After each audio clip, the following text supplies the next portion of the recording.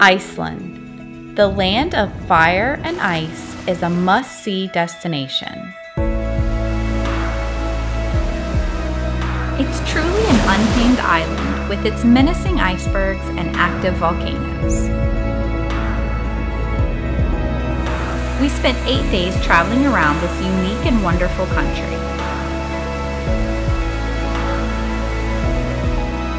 From snorkeling between tectonic plates to whale watching, join us as we bring you the best of Iceland.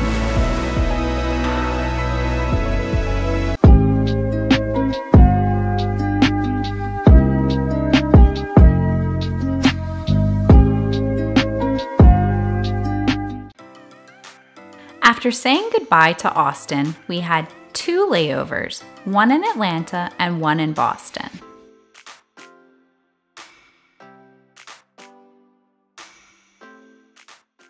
So far, everything has been going really smoothly. Our flight doesn't leave until around 9 p.m. So we have about 8 hours to just hang out at the airport. It's been another long day at Boston Airport, but we're about to get on our flight to... I cannot wait.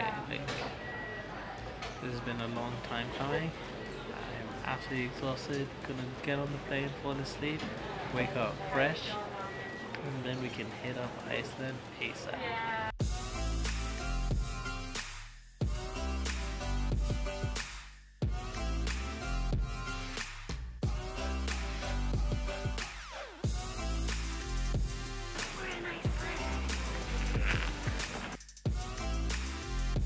We have finally made our way to Reykjavik, Iceland.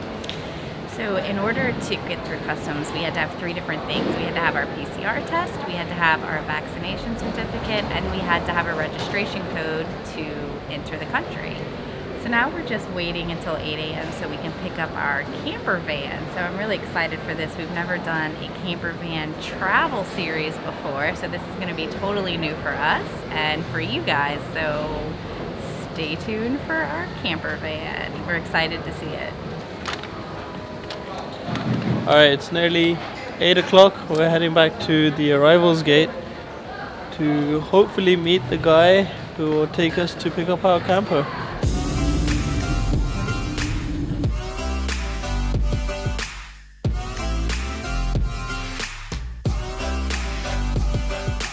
We just got our KuKu Campervan and we are going to make our first stop at the volcano, which is the whole reason why I'm so excited to be in Iceland, because how many chances in life can you have to see a volcano?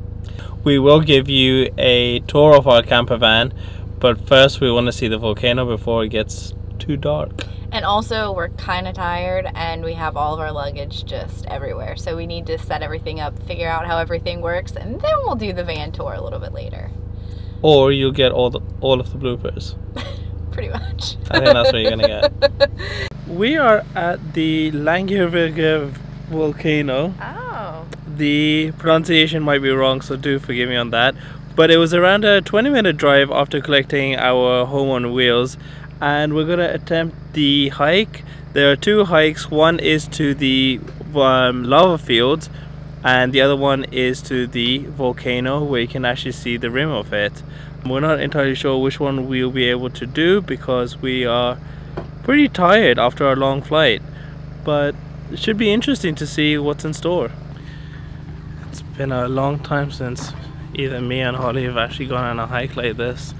The last time I believe was Wadi Shoka, which was our Christmas Day hike. The terrain is a little bit different than Wadi Shoka, but I have some new hiking boots. I don't know how well they'll work, but I thought they were cute and hopefully they serve their purpose.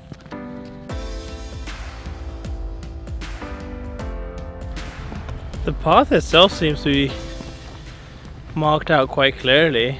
There's definitely a route up, and when you start going on the inclines, they've put ropes, so you definitely can't get lost. Watch us get lost. Yeah, I don't really think that you have to book a tour to do this. I think you can kind of do it on your own.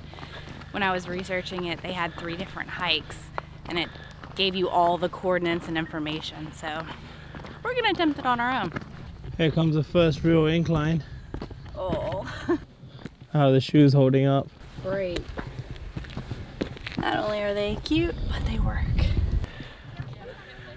Behind me is the lava field. It's a river of, well, now it's cold, but you can see where it flowed. It's completely black and it's darkened the entire valley. Holly's a little bit disappointed. She wanted to see it live and active, but it's not happening. It might happen. It can start up at any time. It's still an active volcano, so I'm hoping that at least during the week while we're here, it'll start up again. Now we have the steepest part ahead of us. That last part looked not steep at all, and then once we started climbing it, boom! As you can tell, I'm out of breath. It was way harder than I thought. Do you want to each take a different path and see who makes it up first? Nope.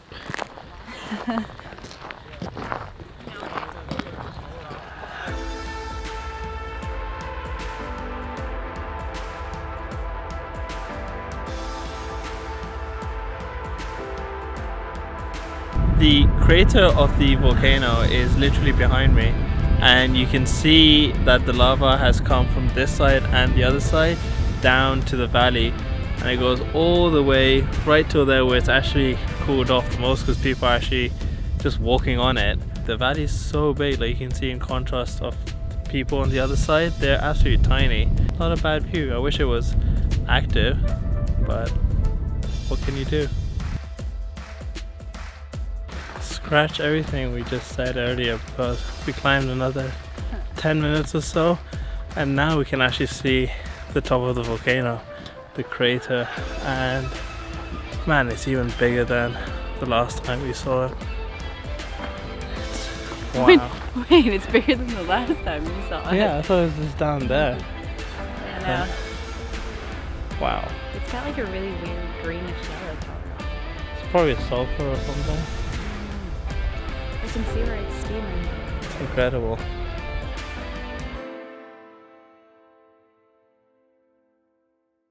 We've decided to call it quits on our volcano hike. There isn't any lava coming out of the top, so there's kind of no point in going all the way up and finishing the 2.9 kilometers. So what we're gonna do is we're gonna go back down to the lava field, and then we're gonna go all the way down into the valley where the lava stopped. After that, we're gonna go into Reykjavik and get some lunch. What's that? I'm trying to figure out the technique so that my toes don't hurt going down. So I don't know if it's better to go sideways or to go straight. I'm not a hiker. We made it past the steepest sections. The skin underneath my toes has been ripped apart and probably is bleeding. But we will continue. We will persevere. The fact that I didn't fall down really surprises me, because there were a few times where I slipped and I thought I was going down. She rallies. This is the edge of the lava field. The magma that spewed has come down the valley and it's ended right at my feet. And I mean, it's still a little bit warm. Just a little bit. Maybe from the sun. Could be from the sun, but we'll just call it from the lava. It's so cool. So I'm really surprised at the color. I thought the magma would be black, but it's like a really purpley color. So I found that really interesting. And also it has steam coming out of it, so it's obviously still really hot.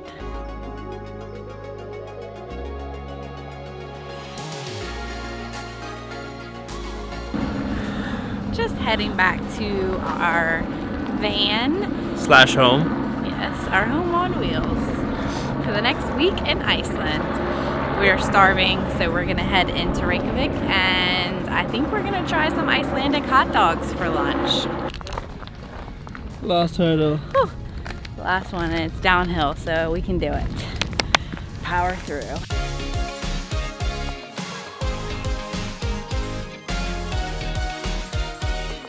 I drove around an hour from the volcano into the heart of Reykjavik.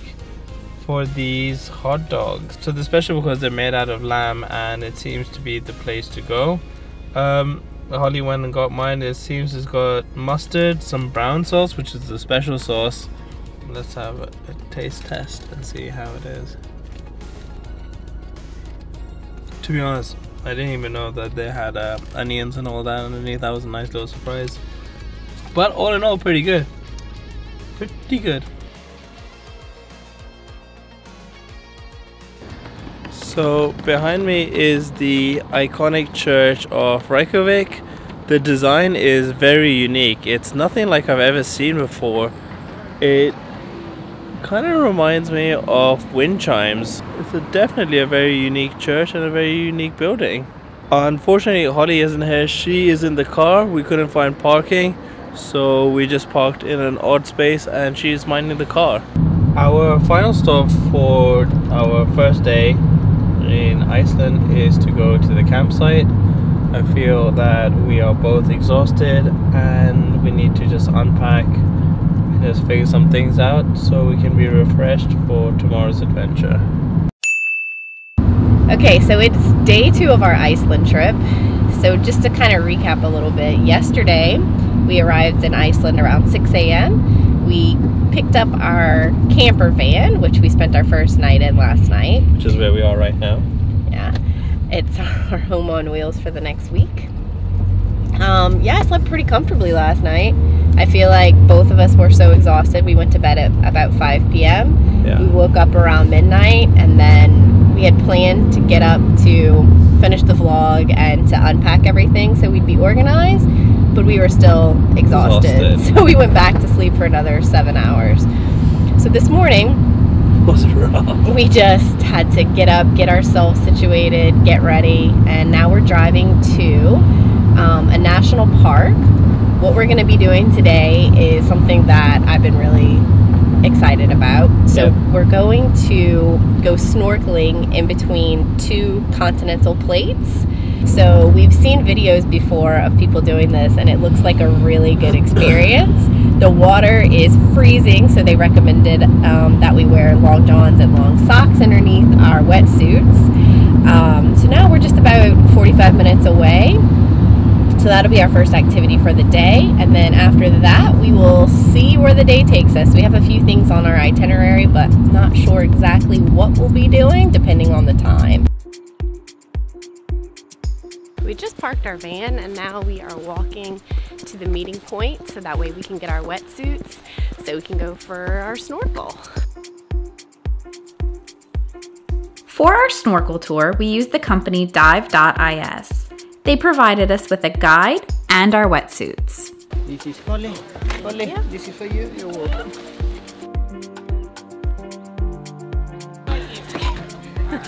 Got the first part of my suit on.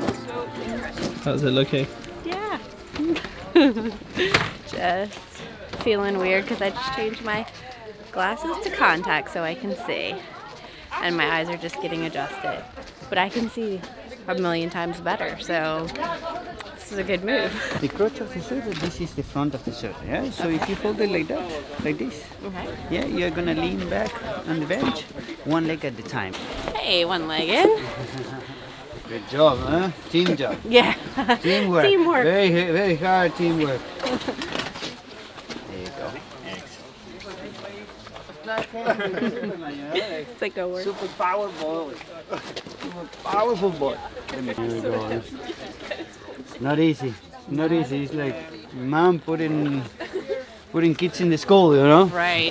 So my hair, should I tuck it? Don't worry for it. Just leave it on the back. Okay. And for now, you need to push this one down. Okay. Ready? You're gonna keep the arms like you have it. Top of your head on the hole and push. Well done. There you go, Alex.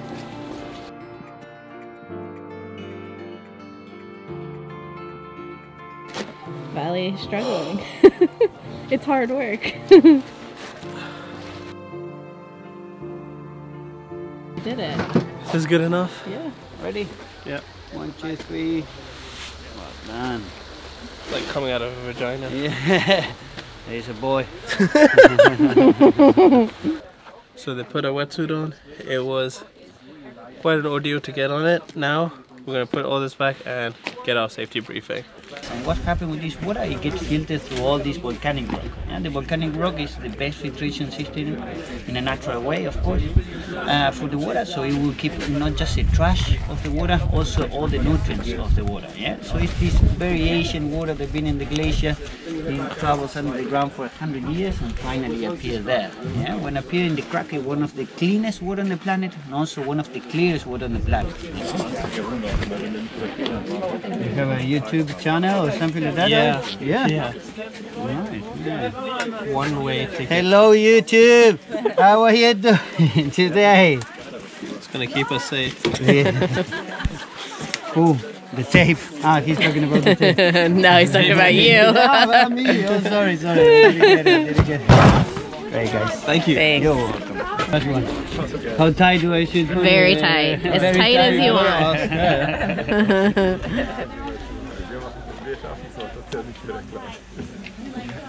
It will get better, I promise you. Is that okay? Yeah, alright. Excellent. Perfect. Okay guys, so I'm gonna, now that we have all the seals good, I'm gonna first give you the hoodies. So the hoodies you just pull off the hoodie a little bit from the bottom, then top of the head goes down. Yeah? Let me just... Right.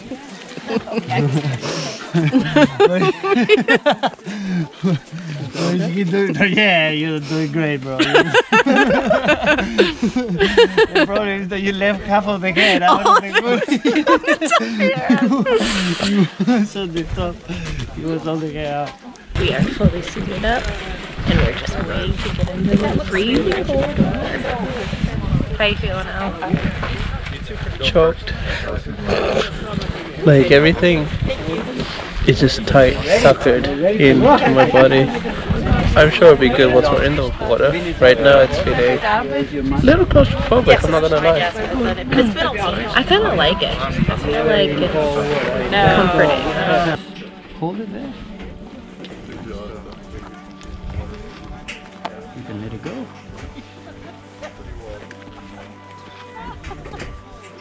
Hello, sir. Doing good. Nice. Hold both sides of the railing, walk on your heels, and here we go.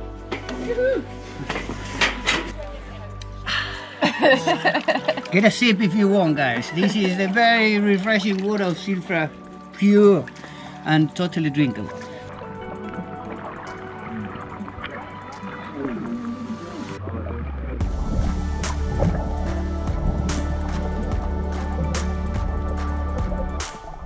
By far, one of the coolest experiences that we've ever had the opportunity to do was to snorkel between two continents and the most unique body of water in the world.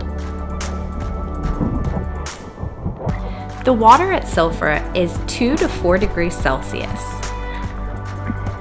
Silfra is a crack in the earth. It was created by the separation of the North American and the Eurasian tectonic plates. The glacial water at Silfra is so crystal clear that underwater visibility is 100 meters. It's one of the clearest bodies of water on Earth because it's filtered through porous lava rock.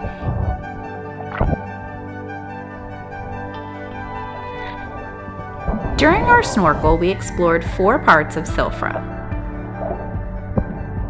Our tour started by floating through Big Crack. This is the narrowest section. Here, the continental plates are so close that it's almost possible to touch them.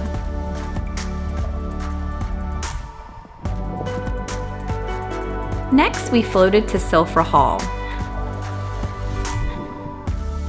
This is where the fissure widens and Silfra gets colorful because of the moss.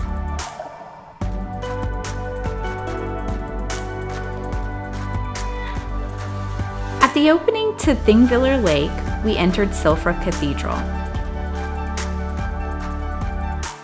Here, the depth reached 23 meters as we floated over the boulders.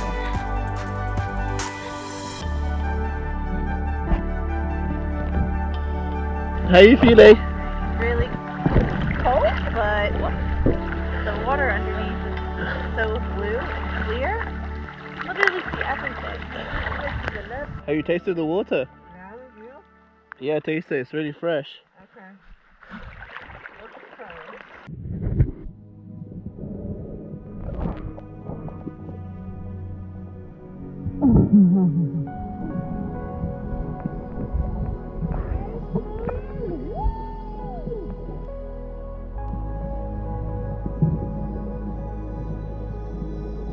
At the end of the tour, we made it to Sulphur Lagoon.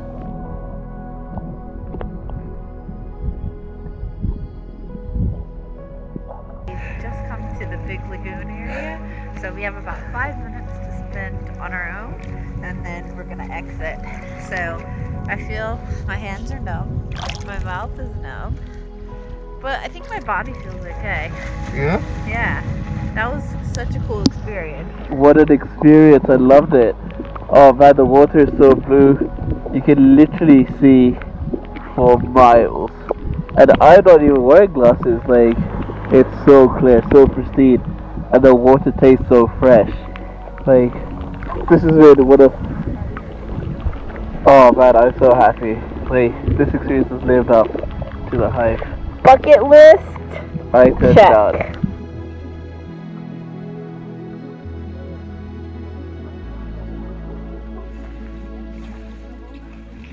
It's like a sea monster that's emerged. Our lips. Very full. I see you.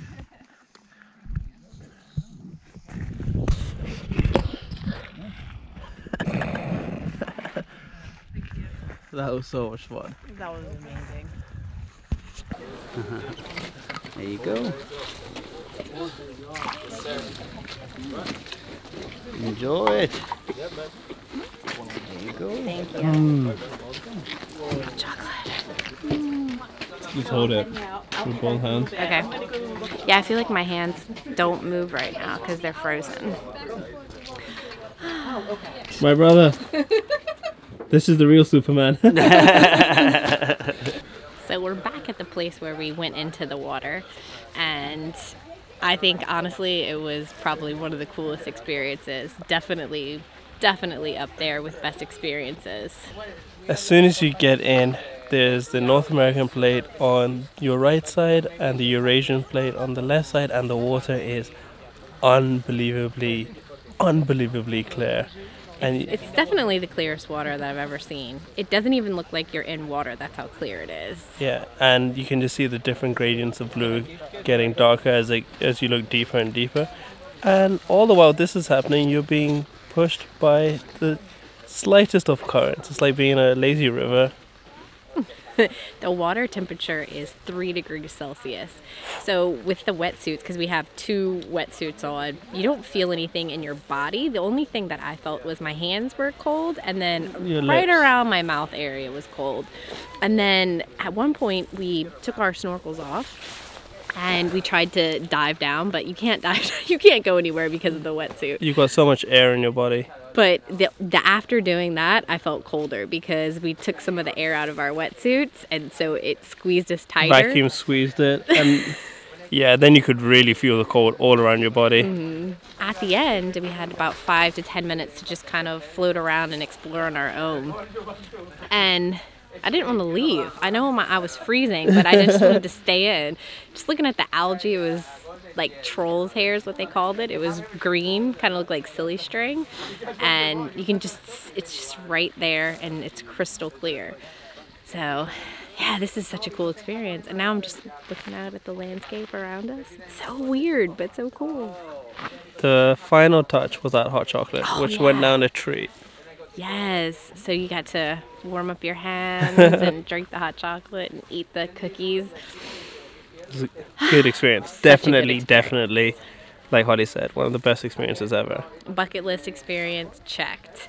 Alright, so stop number 2 of the day. We are now at the geyser center. We're going to go inside and have lunch, and then we're going to hopefully see the geyser erupt. Holly's gonna give us a talk. Okay, it's going to be a fun one. Great. So we're here. We're going to walk here and go all the way to here. This is the one. The stroker. Stroker. So the stroker erupts pretty frequently, huh? About every 10 minutes. So the water temperature right here is 80 to 100 degrees Celsius. So the water that we were in earlier when we were at Thingvellir National Park was 3 degrees Celsius. This is 80 to 100 degrees.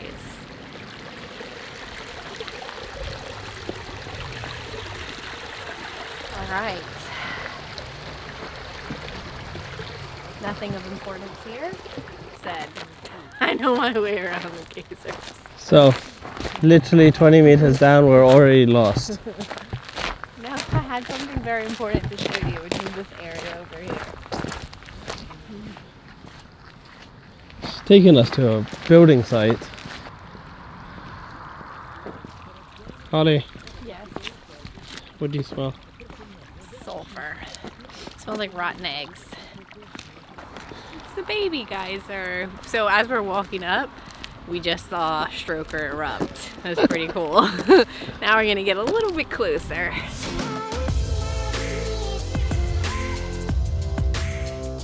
So I think only maybe 3 minutes after we saw the second one, Yeah. the third eruption happened. It was pretty big this time. That happens every 45 minutes. It's pretty regular. In the space that we've walked from here to the street, it's happened 3 times.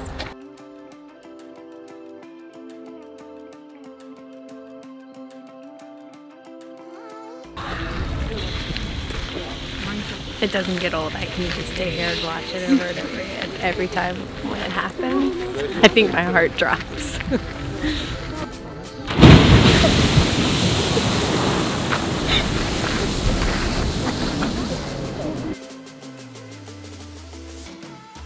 Here's Geyser, the OG. Can you tell us a fun fact about Geyser, please? So, my fun fact of the day is, I think the original word geyser came from this guy right here. Okay, so this concludes the tour of Geyser. He didn't erupt today. He is very dormant. Stroker, though, did not disappoint. Our third and final stop is the waterfall Skógafoss. It's a 10-minute drive from where we just were, Geyser, and as far as the way things are going, it's going to be pretty amazing. We have reached Skógafoss. So it's supposed to be Iceland's most popular waterfall, and I can see why. It's beautiful!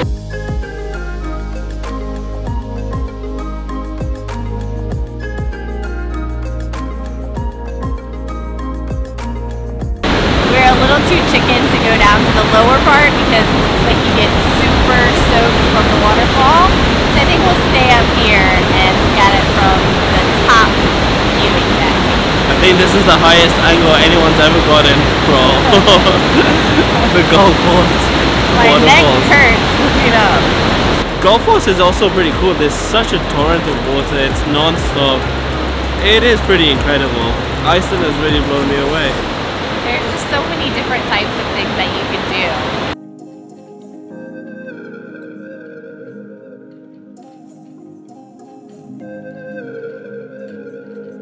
This is our last stop of day 2 in Iceland. We ended our day here at Skógafoss, and I think that we're pretty exhausted, so we're gonna head to our next campsite, get some rest, and then get ready for day 3. Good morning. It's day 3 of our Iceland trip, and I think we've come to probably one of the coolest campsites in Iceland. Last night we parked our van in between some waterfalls, and when we woke up we had some amazing views of the waterfall. I don't think you can get more Icelandic than sheep and that waterfall right over there. We have finally made it to our first stop, Seljalandsfoss. I think the pronunciation might be a little wrong, but you know which one it is. It's the one where you can walk behind.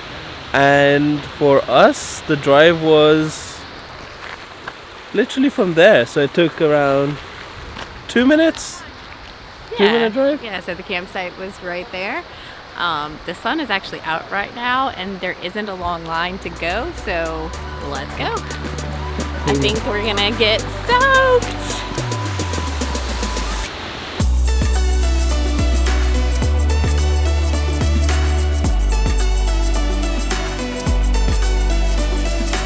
So happy the sun has just come out and it looks so beautiful. We're about to go behind the waterfall.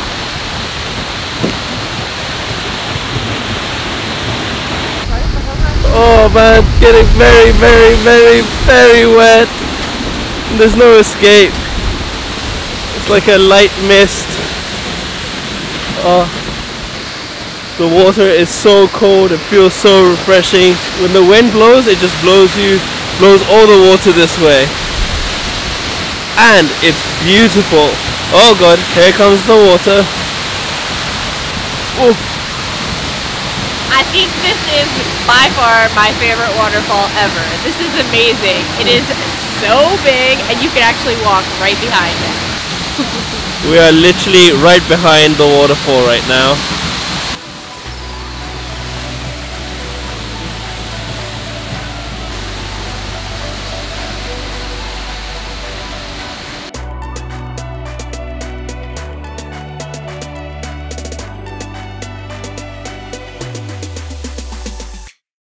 We made it! Made it to the other side? Yes, without falling. And it was pretty slippery, steep rocks coming up. I can't stop smiling. I thought it was gonna rain all day today, but now the sun is out and it feels amazing. So getting wet going behind the waterfall was worth it because now we're drying off. All right, we're leaving this amazing waterfall that you can walk behind, Seljalandsfoss, I don't know how you say it, and we're heading to Skógafoss. So 2 waterfalls back to back. It's so pretty. What was supposed to be like a 20-minute drive, it's taking us nearly double that. We're still nowhere near where we have to go because we keep stopping and just admiring the landscape. Like, it's constantly changing too. So the clouds keep moving, we keep seeing rainbows, we see a glacier now. It's just amazing. It's wonderful. Like, just wow. You turn a corner and you're just like, can't get better than that, and then boom. There's a rainbow. There's a glacier. There are waterfalls. There's a stream. Oh my god, this is... Iceland is amazing. Yeah. And I came here in December a few years back and it did not look like this because the weather was not sunny. It was just kind of rainy and gray. So it just looks totally different during this time of the year. And just in the space of starting this video, the rainbow is gone. So it's there for brief moments and then it goes away. The clouds come and go. They show and hide everything. You're just in awe right now. I was trying to sound poetic, but it did not come across like that. Oh man, I am an absolute just amazement. Wow. Wow, wow, wow, wow. It keeps getting better. Skógafoss. Skógafoss. And you can actually pronounce the name, so that's always helpful. Man, this is so amazingly beautiful. I'm so happy right now. Me too. I honestly cannot stop smiling. I think the rainbows just added a little extra specialness to it. Look at it. So first we're gonna go and get a view of Skógafoss from down below, and then we're gonna climb all the way up the stairs and go to the top to get a view of it from the top.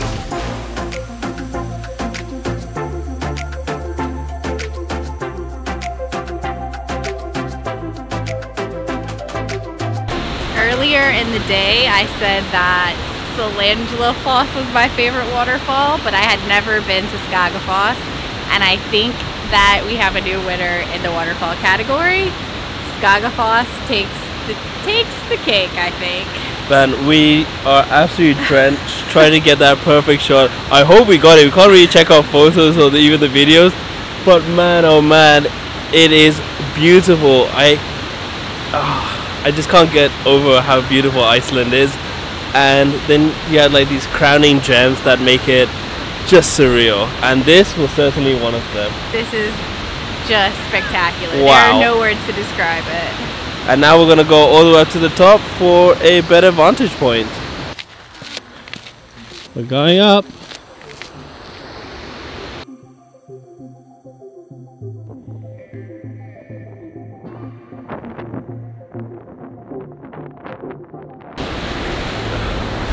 We made it to the top.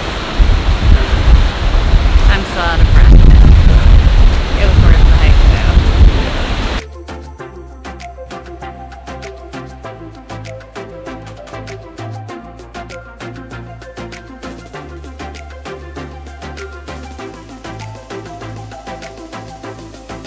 Excuse the hair. You guys missed his photo shoot earlier. He wouldn't let me record it, but he was standing there with his shirt raised up, posing on the edge of the cliff. It was eventful. We have now reached the top. We've caught our breaths. We have survived our 3 heart attacks climbing up those stairs, and now we're gonna go on to The next adventure, which is the Black Sand Beach. So it's another 20-25 minute drive.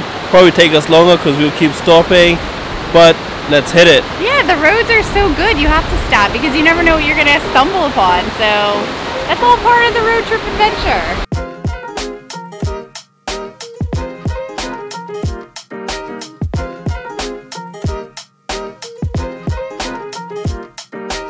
We've made it to the Black Sand Beach, and we are going to attempt to cook for the first time in the van. So we're going to make some noodles.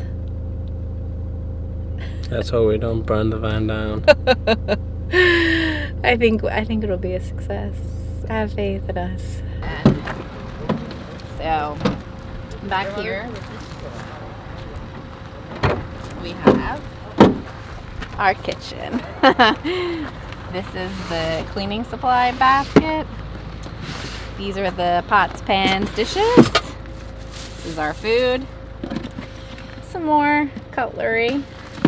And here's our stove. So,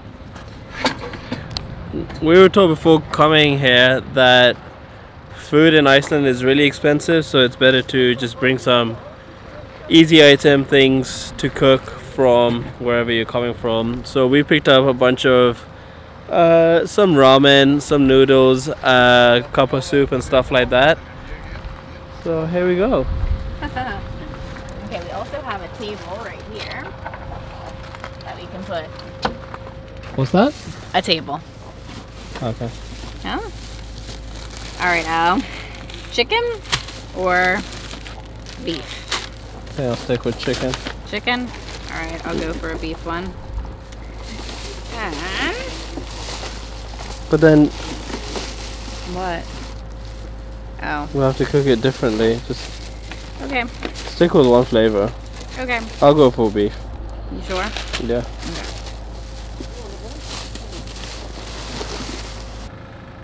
First Well, things first. Canister. Where's the other one? The What? beef one. What just happened to it? Did I put both of them back in? Am I losing it? Alright. Chef Holly's new to this. Chef Holly does not know what's happening. Alright. So we're gonna pour some of our Iceland water that we keep getting from everywhere. It's really nice to be able to drink water. I'm gonna try to remember what the girl said. I really don't Chef remember Holly's a menace. at this point. Chef Holly is just piping her way through. Okay, I remember she shook something. She took this off. She said, make sure this is up. She put it here. She locked it. Gosh, this makes me so nervous. And then she went, All the way? Yeah. There hey! you go. Hey, I did it!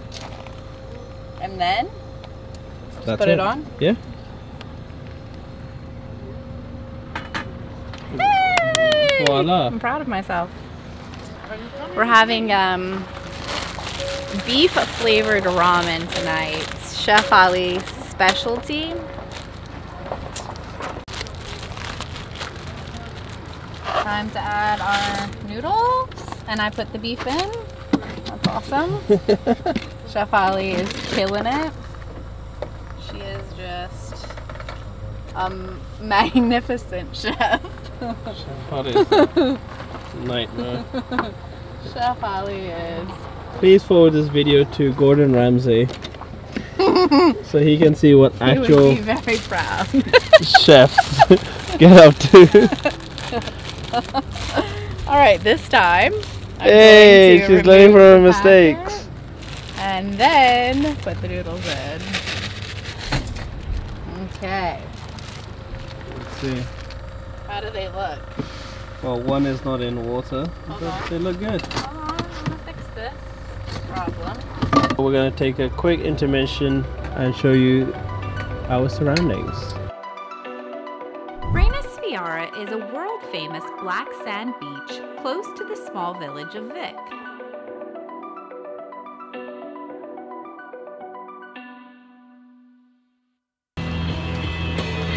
This is actual van life.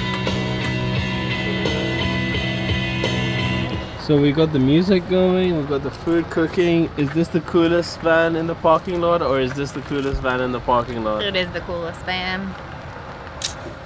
How are the noodles coming along? They're looking good. Mm-hmm. Are you warming up your hands? Yes. Getting a facial? A beef flavored facial. You know how what hugs the heartstrings. My back is still a little wet, so I think I'm just gonna stand right here and let the sun. She didn't start the fire. No, Not today. not today. Which bowl was yours? Do you remember? Do you care? Okay. I think you get more than I would. Ellie. There's like no water in here. But that's how I like them. Oh, okay. That means more flavor. Okay. Yeah, that's it. Like this. Mm. How's that? All right, so my gourmet meal is finished cooking, and it's a little hot.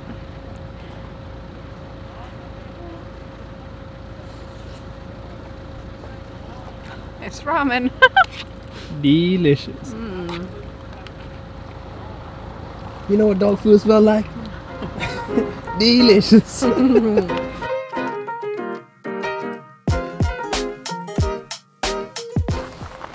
We are fed and energized.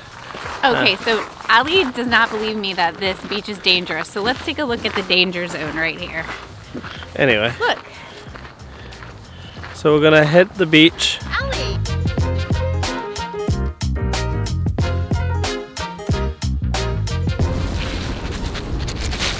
Look at it. Menacing. Man, just walking on this beach is... I definitely hear what Holly's saying, because the waves just sneak right up on you. And this is apparently when the waves are quite calm. Our black beach expert over here says this is the calmest she's ever seen. But it is a very cool beach. Very, very cool. I like the black sand. It's not even sand, it's like pebbles, stones, rocks, and they're all smooth.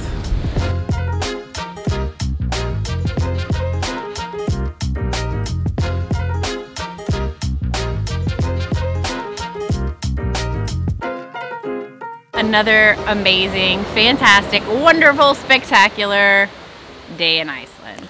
Yeah. Day 3 started off rocky, but I think it ended up being a success. Yeah, today I think we saw some of the best, most wonderful sights. The 2 waterfalls were gorgeous, and then we ended up at the dangerous but beautiful Black Beach. And right now we're sitting in a... It's a cave. It looks like a...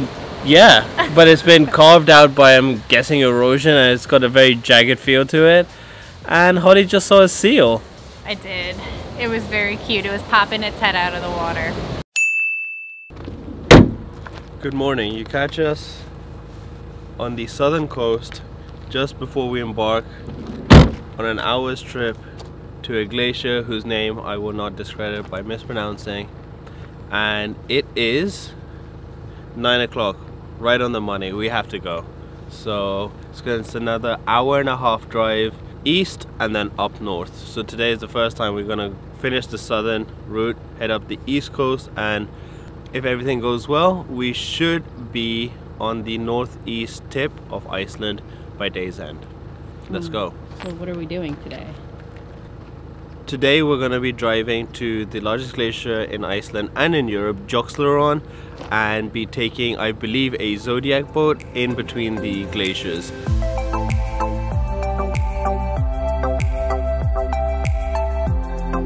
Wow, I thought the views yesterday were amazing, but today It's a whole different landscape. So yesterday we were in the green part of Iceland, and now we're definitely hitting the ice part of Iceland.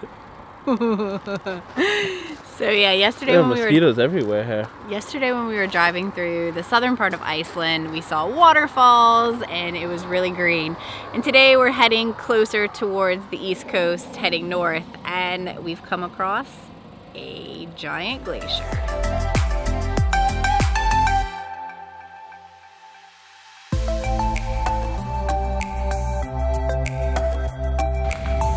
We are bundled. So cold. We are getting ready to go on our Zodiac boat tour of the icebergs and the glacier, and I cannot contain my excitement. This is going to be absolutely amazing. The company we used for our tour was Arctic Adventures. They provided us with the suits that we would wear on the boat. Okay, so we gotta get our suits so that way we're all ready to get on the boat.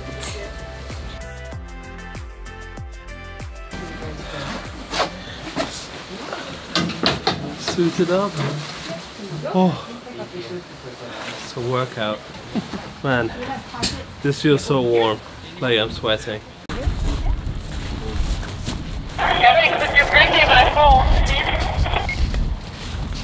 This is what astronauts feel like just before a space mission I feel like we're walking.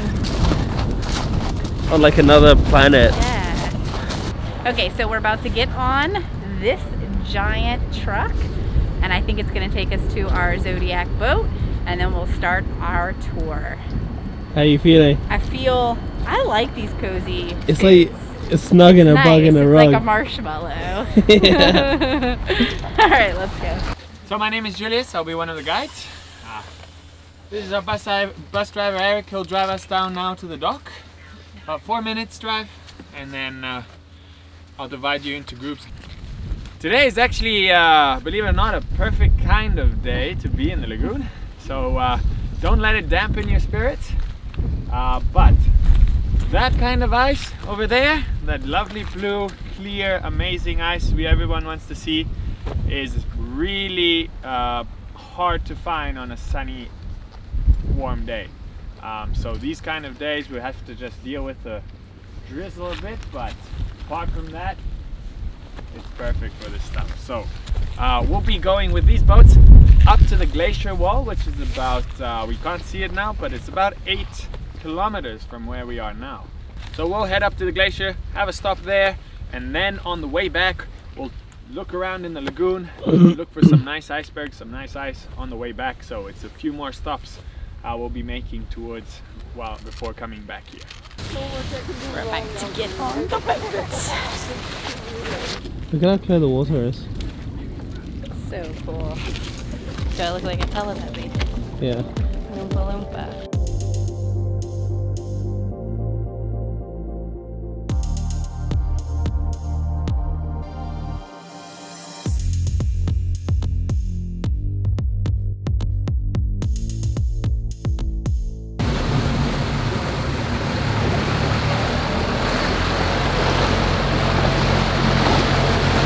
Difference of the ice below and above.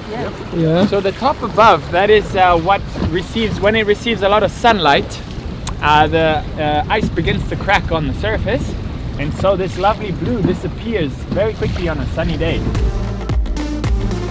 To reach the Vatnajökull Glacier, we took a thrilling 15-minute Zodiac boat trip through the Jökulsárlón lagoon. Jökulsárlón is Iceland's most famous glacier lagoon. The lake was filled with icebergs that had broken off from the glacier. Does anybody have something like this in their backyard? It's amazing. I think I have no words. It's beautiful. This glacier is absolutely massive. It's like a wall of ice. And it looks absolutely brutal. But really, really beautiful as well. The lagoon that we're in just has the most turquoise water in the world. And in this case here, the glacier here in front of us is actually floating in the lagoon. Because the lagoon does not stop where the ice begins. Unfortunately, we are losing, or it is receding, at a rate of about 100 meters a year. So the lagoon is becoming larger as the glacier recedes.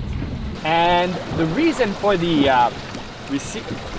fast receding ice is because the salt water, of course, is more corrosive. And then on top of that, it is floating, so it moves with the water level. Every day there is new ice calving and new icebergs in the lagoon, which quickly melt because of the warm, salty water.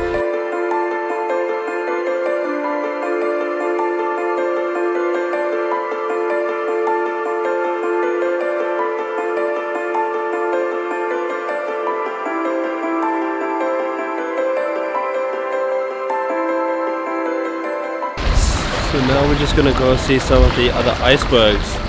These icebergs have just broken away from the main glacier and they're just floating down the lagoon. They are absolutely massive.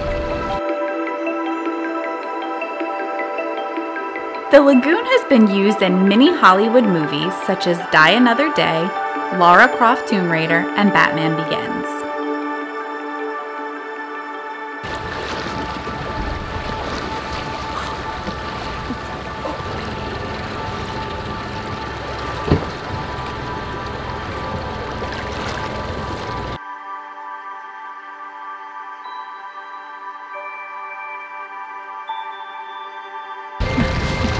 I'm just in awe of this. It's amazing. The black stripes on the icebergs are ash from previous volcanic eruptions.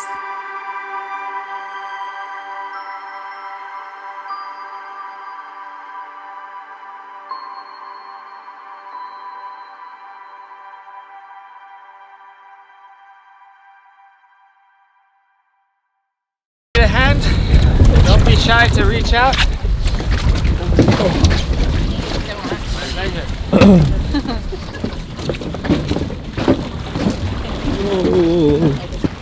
We just got off the Zodiac.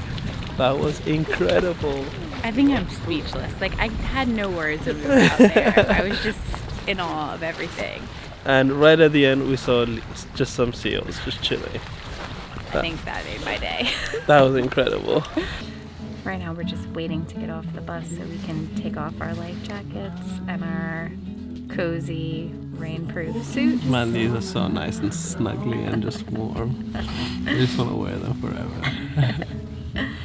Then after we get in the car, we're gonna head to the Diamond Beach. It's about a mile, I think, away from here. Yeah, I think it's like a 2 to 3 minute drive. So that beach is where all the icebergs that we just saw go out and when they enter the ocean. So hopefully we're trying to see some of those large icebergs just out there floating. Then after that we have a really long drive. We're gonna try to drive all the way up the East Coast to get to Husavik tonight. So hopefully that's the plan, but we'll see how we're feeling, and depending on that, that's where we'll decide to stop.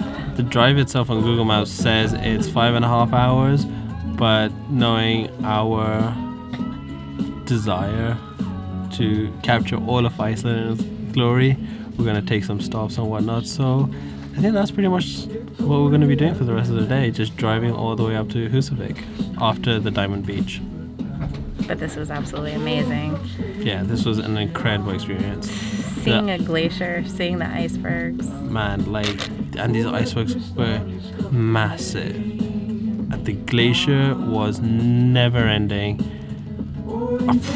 The colors, like the blue color, it was spectacular. Powerade got the coloring right. I want to.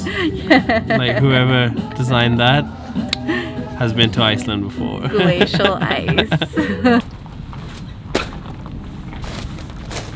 Let's go to Diamond Beach. Black Sand Beach Part 2.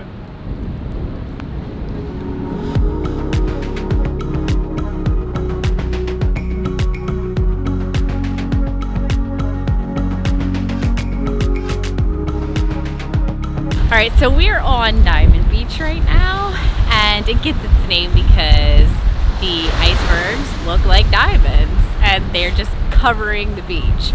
So the area to my right is where the icebergs come and they float down and then they end up over here in the ocean. And then the ones that float up on the beach, those are the ones that look like diamonds. Yeah, walking around you can see absolutely tiny little pieces of ice that you can literally hold in your hand, and then some that are bigger than cars. Like there's some that are just floating away, some that have made the shore, and this is such an incredible scenery over here. Like white icebergs contrasted with the black sand, it looks special, it looks magical, and even the water has a menacing feel to it. I think it's something to do with the black sand.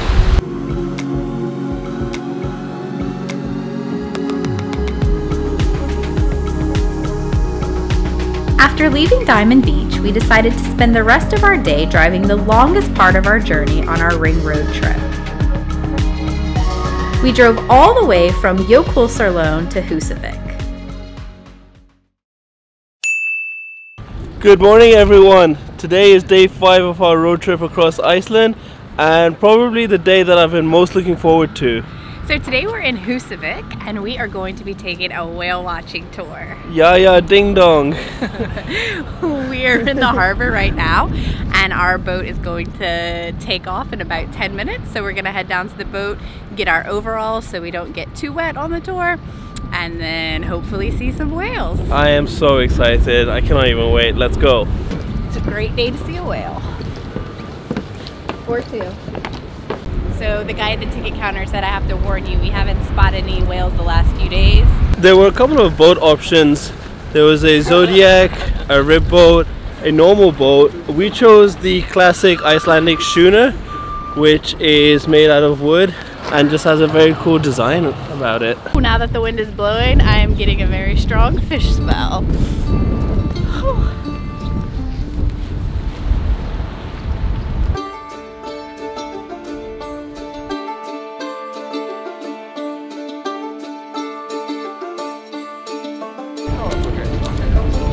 Hello. 2 people.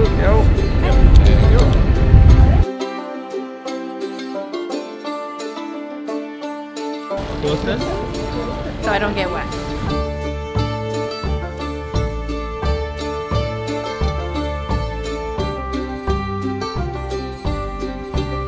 Alright, we set sail. Barely.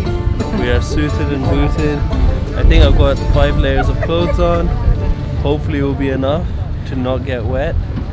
Holly's got 6. They did warn us though. They said the seas are rough today, so we are going to get wet. But hopefully it's all worth it for some whales.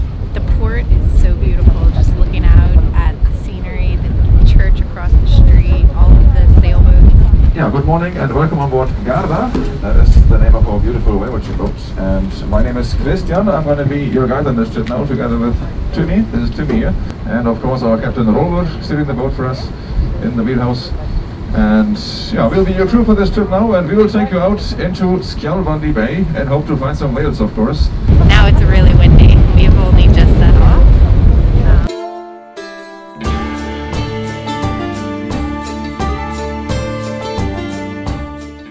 So now we're just waiting to spot the whales, and then once we spot one, we're going towards it.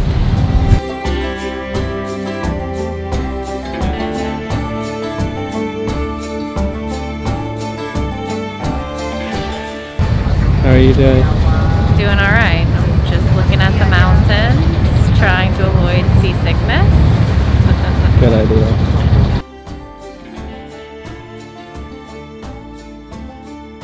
So we still haven't seen anything yet. We saw some birds.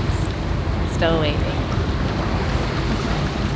In the meantime, my colleagues Robert and Timmy, they came up with some delicious hot chocolate and some cinnamon rolls. So if you would like to warm up a bit, you are more than welcome to go to them there in front of the wheelhouse, and then you can all have some nice hot chocolate and the cinnamon roll if you like.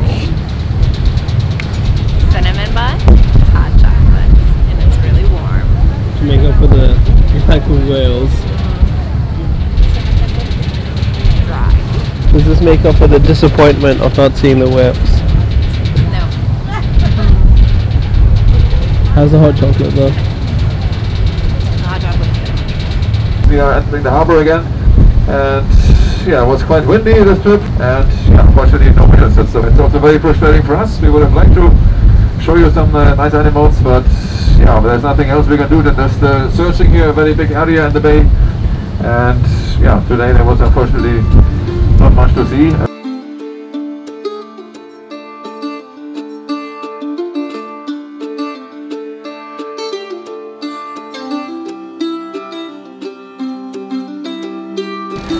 So we just got off the boat, and unfortunately we didn't catch any whales. So yeah, we're a little bit disappointed.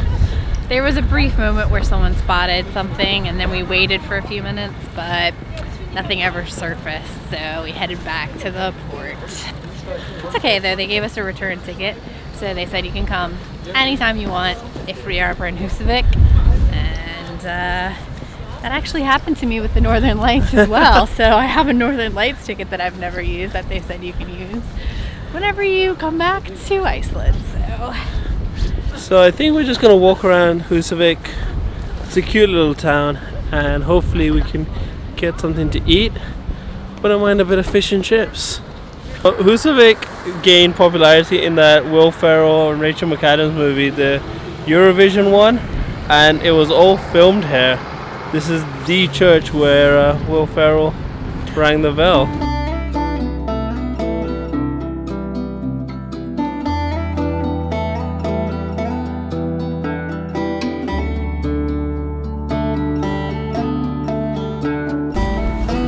So the fish and chip shop has no fish. Seems like Husavik's on its last legs. After learning that the first fish and chip shop was out of fish, we walked to another one. Seems like Husavik's not answering our calls. The fish and chip restaurant is closed.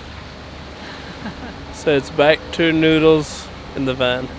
After lunch, we stumbled upon the cutest elf houses. So we've spotted some elf houses. They're so cute. Unfortunately, we don't have any alcohol to offer them anything. Things in Husavik started to look up once we reached the Yaya Ding Dong bar. Yes, sir. This is actually not where they filmed the bar scenes. That was in a rugby club in London. Oh, okay. But this bar is inspired by the film, and inside there we're opening a museum dedicated to the film. You can come and see if you want. So the Eurovision exhibition will open here in 2 weeks. Oh wow. So it features a lot of the original dresses from Eurovision Song Contest. To be clear, the real Eurovision, okay, apart from the crazy elves and all that in the film, Eurovision is more ridiculous than it's portrayed in the film. You're in for a treat when you start watching. This is from the film. They have, you can film them, but we're not allowed to, because of contract with Netflix, we're not allowed to share anything until it opens. Gotcha. Will Ferrell's Volcano Man. This is Rachel McAdams' Volcano Man outfit. Here in the back, and of course they will be spread out more here in the space, is the song along, where all the famous contestants come together and sing. Yeah. And this is the Husavik song.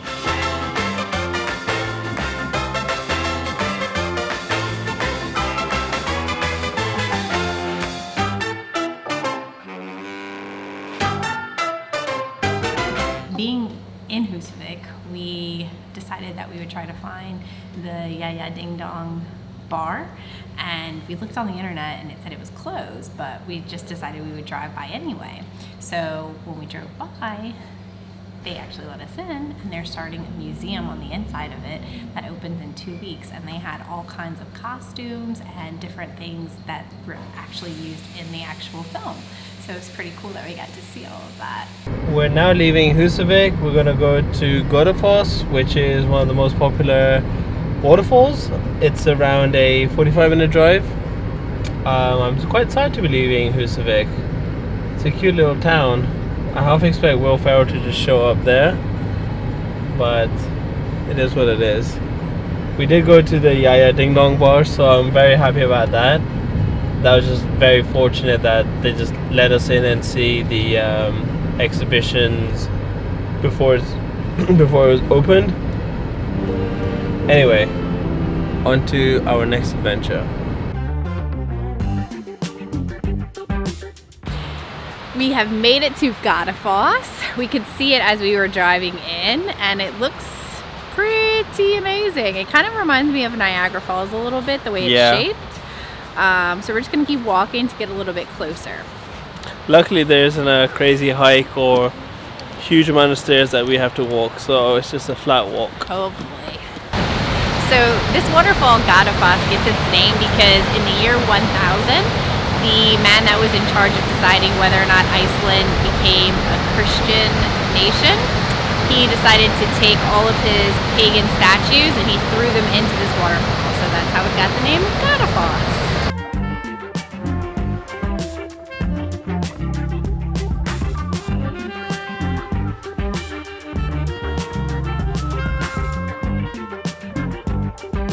We've just arrived at our campsite near Akureyri, and unlike the other days where we arrived super late, today we've actually arrived super early. We have our laundry getting washed right now, and while we're waiting for that, we're gonna cook some dinner. Allie's gonna work on a few things for the vlog. I think tonight's gonna be an early night. We have an early morning to see some whales, hopefully. Today was unsuccessful, so hopefully tomorrow we'll be able to be in a new location that has whales in the water, because that's what we came here for. And we thought this would be a really good time to show you our house on wheels. Living in this for the last 5 days, we're getting used to it, and I think now is a good time to show you what's it like to live inside. The front of the car is just like every other normal vehicle. In Iceland they drive on the right hand side, so the car is left-handed, and it just drives like a normal car. That's all that there is to say about driving the car. But inside, if you come around on the other side, we've also doubled up this side of the car as our workstation slash office.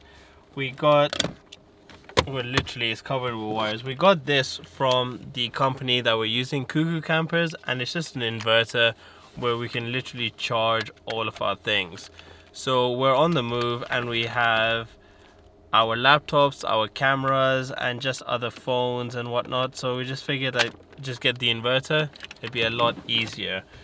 It is a bit of a mess, but everything right now is functional. Holly over here has her little snack drawer, which we just eat while we're on the road, because we're often driving for a couple of hours at a time, so we don't really have many restaurants on the way, so we just snack a little bit. And now we're going to show you the back of the van. Alright, so the back of the van is our kitchen area. So the doors lock in place. They also have these nice little curtains right here, so at night we can close them, or during the day if you don't want people to look in, you can close them. This one opens as well. And so here's kind of like the kitchen counter area. In this drawer we have cutlery and a few plates, and then this is our stove.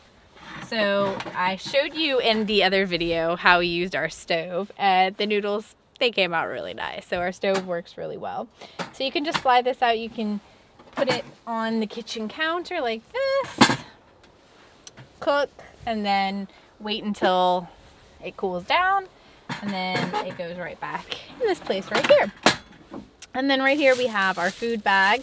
So before we left, we thought it would be a really good idea to go to the grocery store in Texas, and we bought a bunch of different food that we knew we could snack on. We got some peanut butter, we got some jelly so we can make peanut butter and jelly sandwiches. We also stocked up on ramen and some Pop-Tarts. We got some things that are easy to make, so tuna and some chocolates and things like that. So the grocery stores in Iceland and food in Iceland, everything in Iceland is just expensive. So we thought that it would be a good idea to bring those along with us to save us some money. And it actually has been really wise on our part. So we planned ahead and it worked out in our favor. We've kind of had our food spill over into this container as well. But this one is mostly for our cooking utensils, our pots, our pans, bowls. We haven't used a cutting board because we haven't bought anything to cut. And then there's a pot warmer right there so it doesn't burn anything. But we've kind of doubled this up as our food container as well. Then I didn't even see this. Huh! This opens out too. You can use this as a shelf. And then the last one is the cleaning supply bag. So in here we just have soap. We have the cans of butane that we use for our stove. And just a broom, sponge, little things like that. We just keep trash bag. We put it in the front when we sleep at night. This also folds down and it makes a table so you can sit inside and eat as well, or you can work. We haven't used it as a table for eating or for working. We've just used it for cooking. So that's also here, handy. It's a pretty simple kitchen, but so far it's been pretty effective.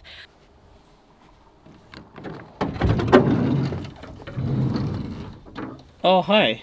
I'm just finishing off sending some emails. Yeah, welcome to the...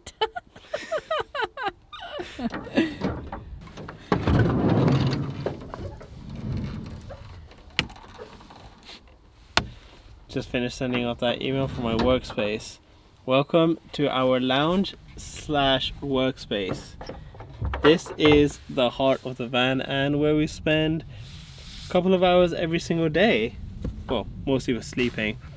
But right now, it is not in its sleep mode. It is pretty much how it looks on a normal basis when we have to go out and see things. It looks chaotic, but there's a logic to everything. So this is our first primary bag. This has all the camera equipment. This is the bag that we take whenever we have to go out filming or anything. So this is easy access to get to whatever. As we move to the back of the van, it's things that we have to use but not regularly. So right over here underneath me is all of our toiletries equipment. So this is where our bags are. They are kept underneath the bed. We take stuff out every 2 days, but for the most part they are underneath the bed, away and out of the way. And moving to the front of the lounge is our towel rack. Well, we say our, but it's Holly's towel rack. I don't have a towel. I have to air dry myself every morning. But this is the towel rack. Aside from that, they also have a curtain which you can pull across to stop light from coming in when you're sleeping. Last but not least, we're going to show you how you take the lounge and make it into a bedroom. So this is how we make the bed. So there is a piece of wood under here and we slide it, fits like this. And then we have two cushions. They have a fitted sheet already on them, so it makes it easier. So you just unfold it. Now the bed is laid down, and now I just have to get the sleeping bags. So we rented these sleeping bags. They're really warm. You can zip yourself all the way up. So here's one. Here's the second one. All right, so now that we have our two sleeping bags, pillow, bed is made, We even have a light up here that you can adjust. You can turn on and off. We're supposed to have a heater in our van, and it worked for the first 2 days, and then I guess as we were driving, the button fell into the back, so we can't use our heater unless we turn the car on. So that's kind of been a bummer, but it hasn't been too cold at night, so sleeping bags are doing a good job keeping us warm. Good morning everyone. It's day 6 of our road trip and we're already on the move. So we're driving around 29 minutes north to go whale watching again. Unfortunately, yesterday when we went, we didn't actually spot any whales, so the company offered us consolation tickets to this location over here. They said they've spotted humpback whales here, and I was on their website. It said, and I don't want to jinx it, but the success to see whales is 99%. That's a strong claim, so we're gonna go see if it's if we're part of the 1% or not. Yeah, so the plan for today is go whale watching at 10, then after that we're gonna head about 15 minutes north of the harbor, and there is a beer spa there where you can take a bath in an entire bathtub filled with beer. Today is definitely an alley day. Yes, it's an alley day. And then after that we're gonna drive all the way to the west coast and stop at a campground that's really close to the Shark Museum, because on day 7 we are going to wake up and try some fermented shark. So that's our plan for today. But how things have gone, our plans doesn't mean we're necessarily going to execute them due to a number of reasons. So here's hoping that everything goes smoothly.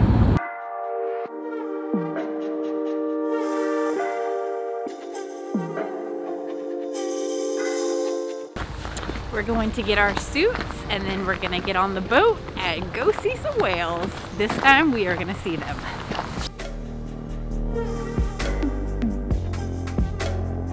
We are definitely the last people on the boat.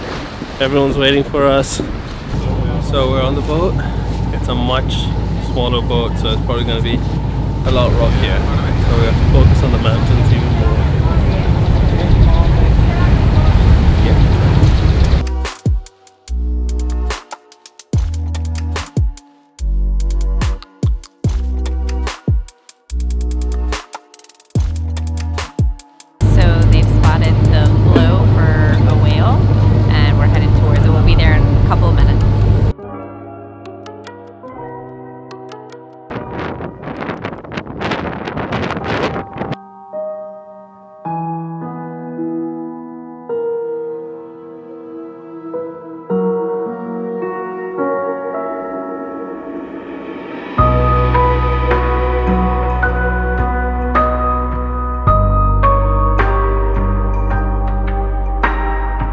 So we've seen a humpback whale. Right now it's underwater. It pops up after every 3 to 4 minutes. You can just see it in the horizon with the air spouting up. It does it a couple of times before going back down. We got really close last time. This is awesome.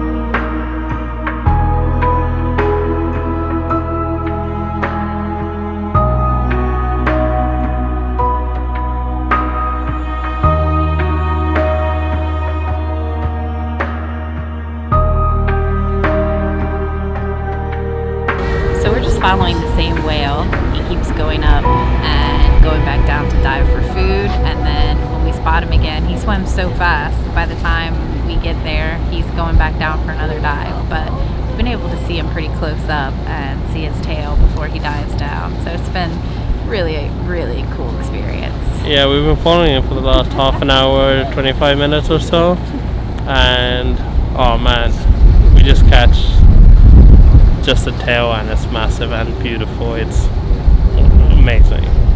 Left side of the boat and then look around the left. Look. These animals, yeah, they are called pilot whale.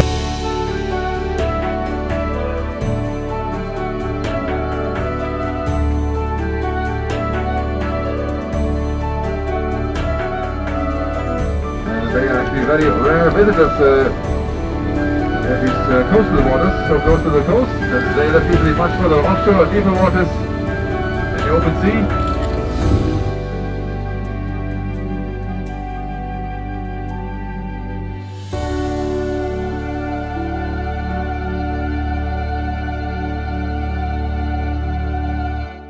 Our whale watching tour was a success today. Wow. We saw a humpback whale, some pilot whales. It was incredible. Yeah, the humpback whale we followed for a good while. We saw him come out of the water several different times. Then they spotted a whole group of pilot whales, which they said was kind of rare to be in the area that we were in. So we followed them for a while. They were swimming really fast. You just see them like pop their heads up, and a whole family of them. I was talking to the professional, and she said it's a family of 7. So that's a pretty big family, and they were just popping up, swimming against the current, and I think the boat was struggling to keep up with them. It was. They looked like synchronized swimmers because they would all just kind of pop up and then swim in the same direction. It was incredible. It really was. And then we saw the same humpback whale again by the pilot whales, so we got to see that again. Yeah, and they said having 2 species be so close to one another is quite a rare sighting, so I think that was a nice little touch. It was. Made up for yesterday. Definitely. I feel really happy. I'm glad we decided to try it again one more time before we left this area because it was definitely well worth it. And now that we've finished up with the whale watching, we're gonna head, I think it's a 20-minute drive up north towards a bear spa. Alright, we've made it to the beer spa. Ali has talked me into doing it. At first I was hesitant, but then I was like, why not? So first we're gonna go outside at the hot tubs, and then at 2 p.m, so we have about 45 minutes out there in the hot tubs. Then at 2 we're gonna have our beer spa. So she said it's about 30 minutes in the beer tub, and then after that you go upstairs for about another 25 minutes in the relaxation room. I cannot wait. I cannot wait. This is such a unique experience. I'm glad you talked me into it. Well, we'll see. I haven't done it yet. We're in the hot tub. It feels nice now. How you doing? Good. Did you use a shower gel? Yeah. Bear shower gel. So smells so nice. I cannot wait for the actual thing. And man, the views around us are just gorgeous. Having a good time? Yeah. You glad you did it? Yeah. Alright, now we're gonna put the camera down because everyone's staring at us. Right, we've just finished with the hot tub. Now we are gonna get into the bear spa. I am so excited.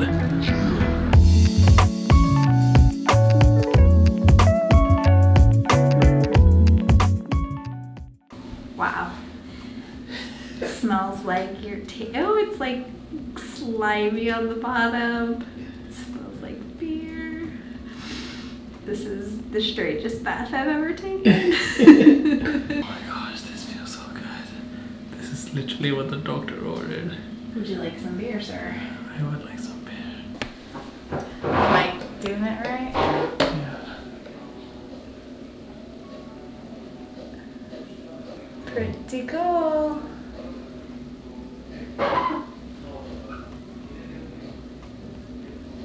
Straighten it. Cheers. Are you glad you did this? Yeah. Alright, I'm gonna give you a beer shower. You ready? You really gonna do it? Yeah. You wanna take your glasses off? You get more. Ready? How do you want me to pour it? Just on me. Just lift your head back. There you go.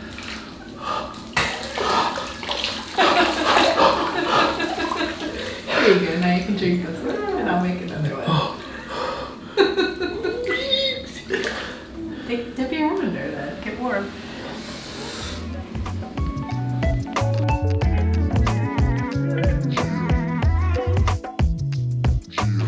Okay. Stop moving. Now I get why you're moving. How was it? Nice. Nice and beery. Alright.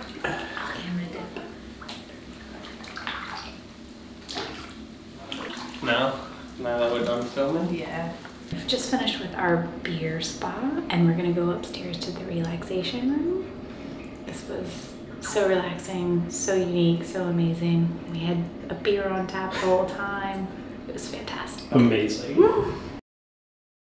So we finished with the bear spa, and after the bear spa they take you to the relaxation room.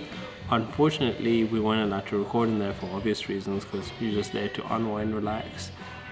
I'm pretty sure I fell asleep before the lady even come around to tuck me in. Yeah, you were snoring. I was snoring. I feel bad for the people around me. But that lasted 25 to 30 minutes. And now we're in the restaurant. We poured one last one. We also found out the name of the brewery, sorry, is Cowdy, and they literally brew it right over there. And there's a whole different collection. So there's like a Cowdy. This is the blonde. They've got an IPA, a dark, a mixed hop one. Yeah, it's a serious selection of beers. But now we are in the restaurant. I feel like we need to eat. If you're wondering if Ali has dandruff on his shoulder, it is not dandruff. It's hops from his hair. So the lady said that you're supposed to not take a shower after you come out of the bear bath.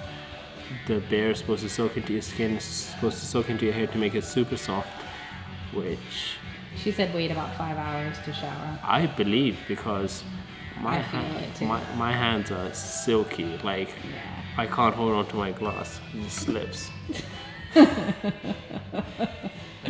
But we had a lovely, lovely, lovely time. Cool. The sun has come out. It's nice and warm. This is a fantastic day. Scene.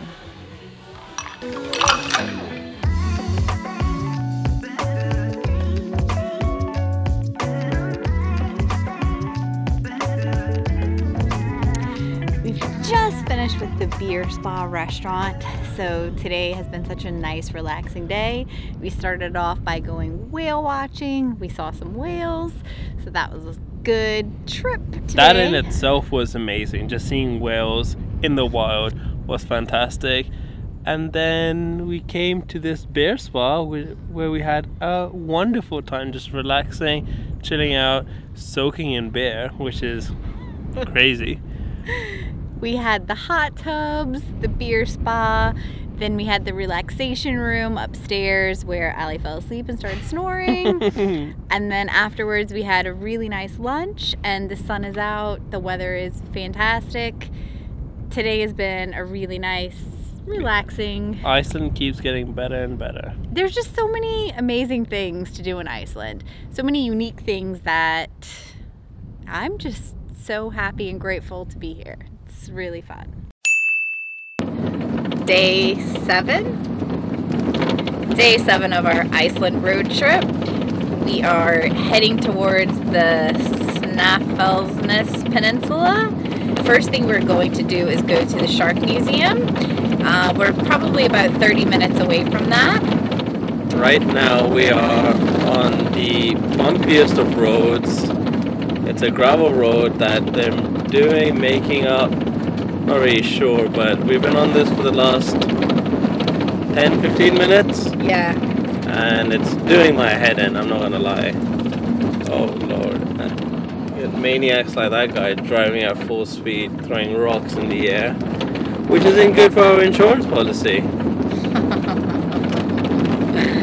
And then after the Shark Museum, we're going to go check out Snaefellsnes Peninsula National Park area.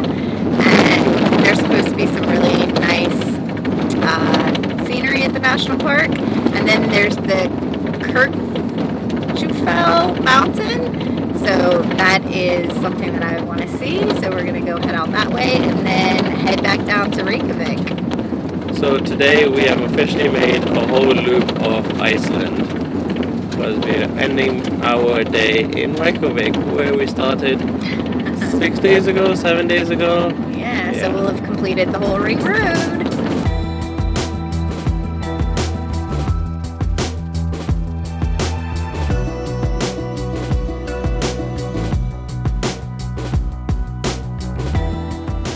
Right now we just made it to the Shark Museum and we're going to take a tour, learn more about sharks, how they ferment them, and we're actually going to get to try some fermented shark. Yeah, I came across this through random searches on the internet, and once I saw it I just could not believe that there was a place like this, and of course we had to come here.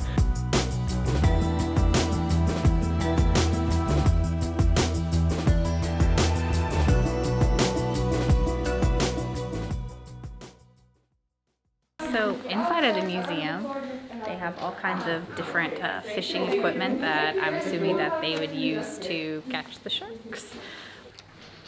They've even got an old fishing boat. It looks quite quaint. I wouldn't want to be out in the ocean with it. And they've got these stuffed animals, which I'm assuming are all native to Iceland. Little foxes, I see a tortoise, some sharks, a puffin, a lot of birds. It's peculiar.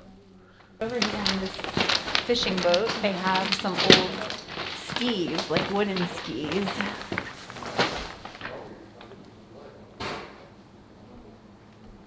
So as part of the experience they show us a video. Unfortunately we're not allowed to record, so yeah. After learning some interesting facts about the sharking industry, we were able to sample some fermented shark for ourselves. We would be eating the shark plain with nothing else. But here we have some rye bread. That's like a beginner's trick. You take a cube of shark and you have it with rye bread. That's the easy way. And then the second time you eat the shark with no bread, Icelandic style. Alright? So go for it, have fun.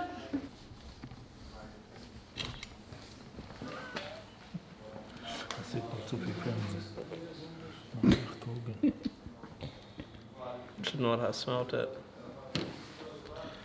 Right. So you have it with the rye bread?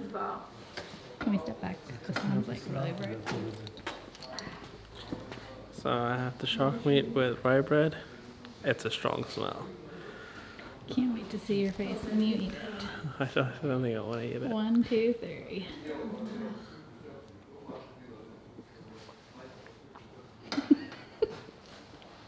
How is it? Huh?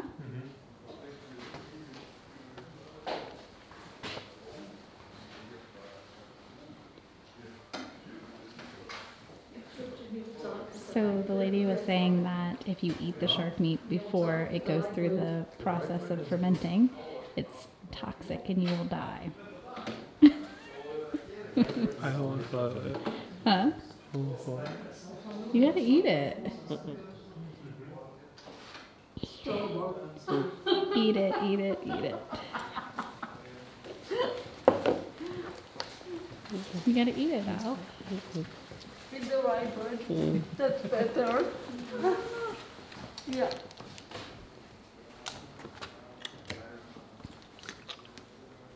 It's that bad?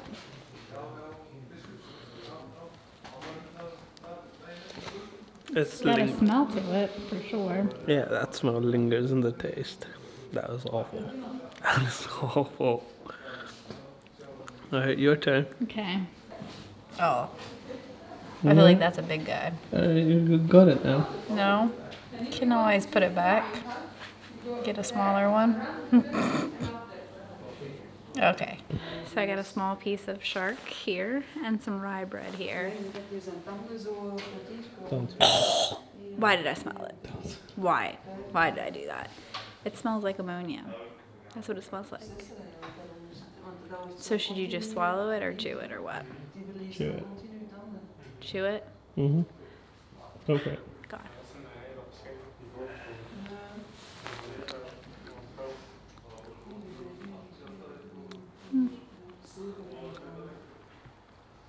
It's not that bad. Not that bad. I mean, it's not wonderful, but it's not terrible. I think I'm gonna get some more rye bread. Yeah.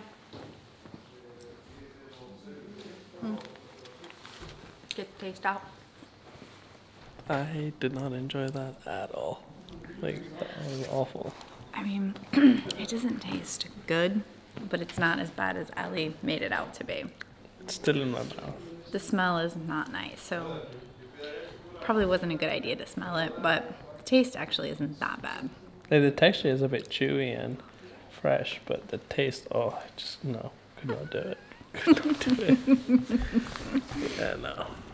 I mean, in the presentation, the lady was saying, like, now the sharks that come here are accidental catches. So when the fishermen go out to get the other fish, like haddock and cod, these sharks get caught up in the nets.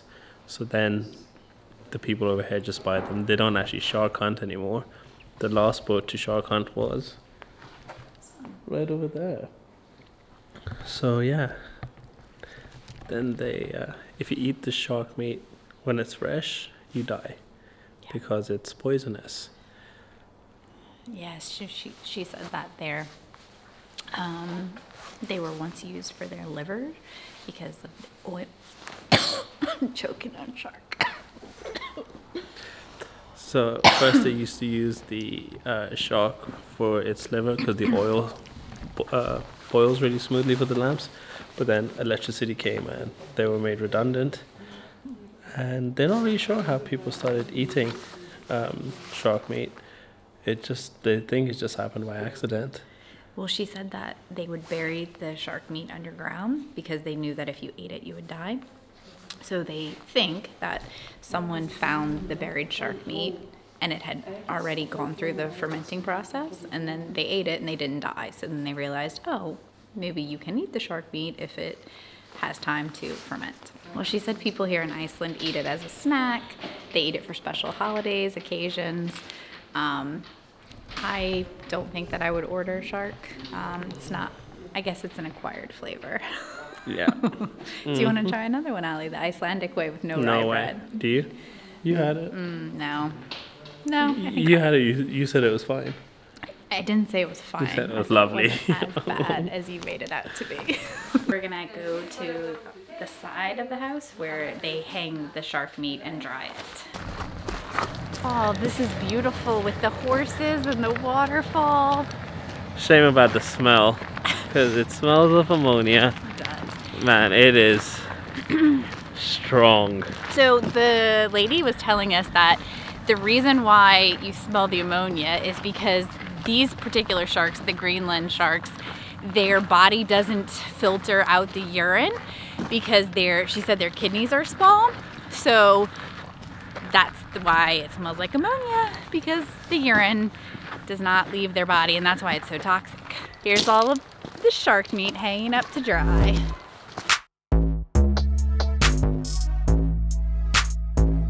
So you can kind of see right here how the shark meat has an orange color to it. So that's because of the ammonia. And she was telling us that the ammonia makes a crust, and that protects the shark meat from, kind of protects it, preserves it. We've come out here for fresh air. We don't want to get choked by the ammonia, and to look at pretty horses. And a waterfall! Alright, we're just finishing up with the Shark Museum. I feel like I don't want to eat ever. And now we're just going to be heading towards the Snaefellsnes and explore the national park.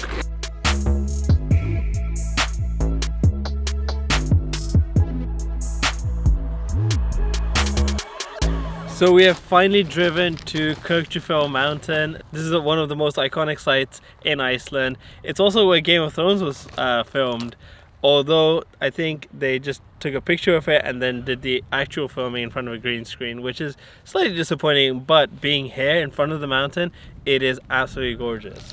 It is, and we're lucky because the sun is now out, it's not raining, it actually feels really nice outside, and there are lots of beautiful horses just wandering around. I just love it. I love Iceland. When the sun is out, Iceland just looks absolutely gorgeous, and the weather right now is perfect. It's wonderful. And we're gonna have possibly the most scenic lunch ever in front of KuKu Mountain. Are we? Ollie's gonna cook. Am I? Yes.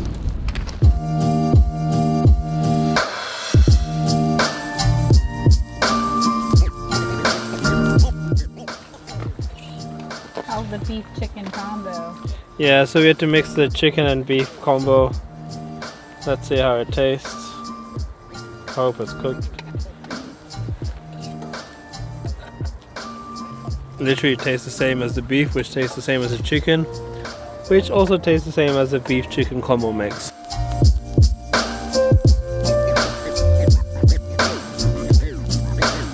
We're just kind of driving around Husavik and making our way around the peninsula.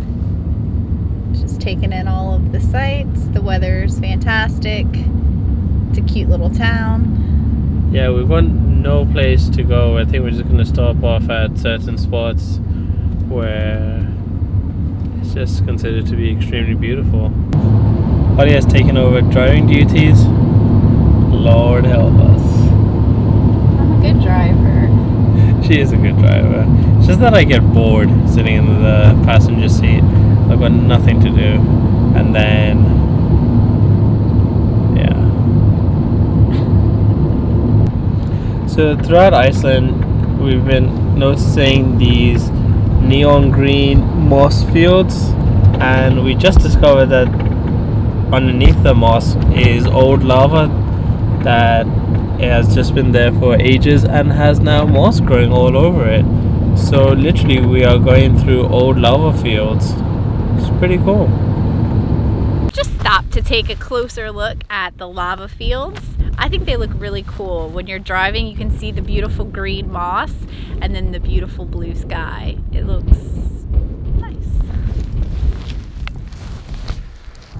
We've also stopped because Holly's driving privileges have been taken away as she stopped on the hill and let the car roll down. No, I didn't. Yes, she did.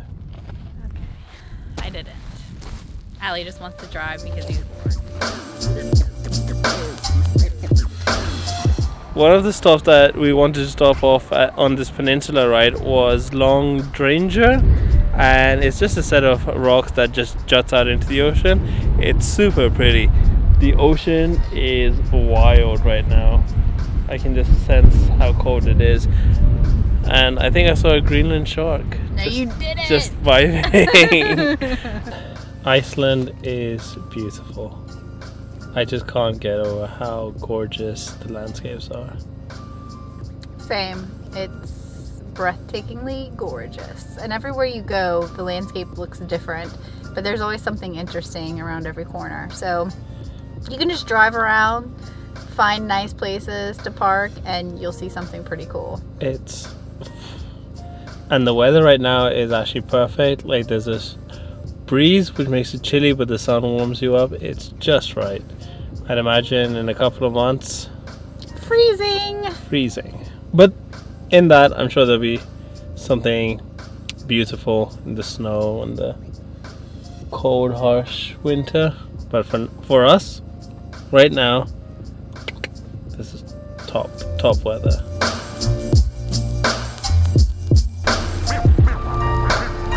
Hey guys.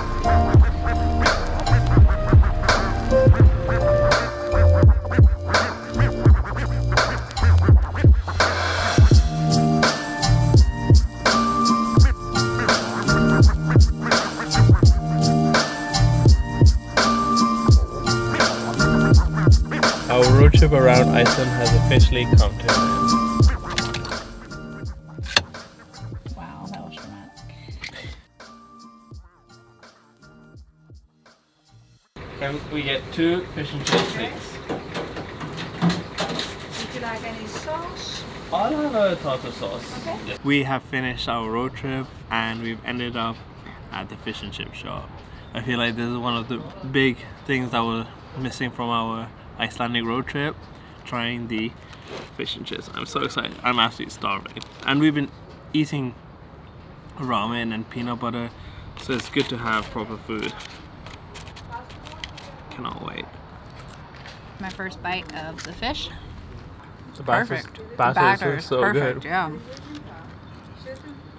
It's lightly fried.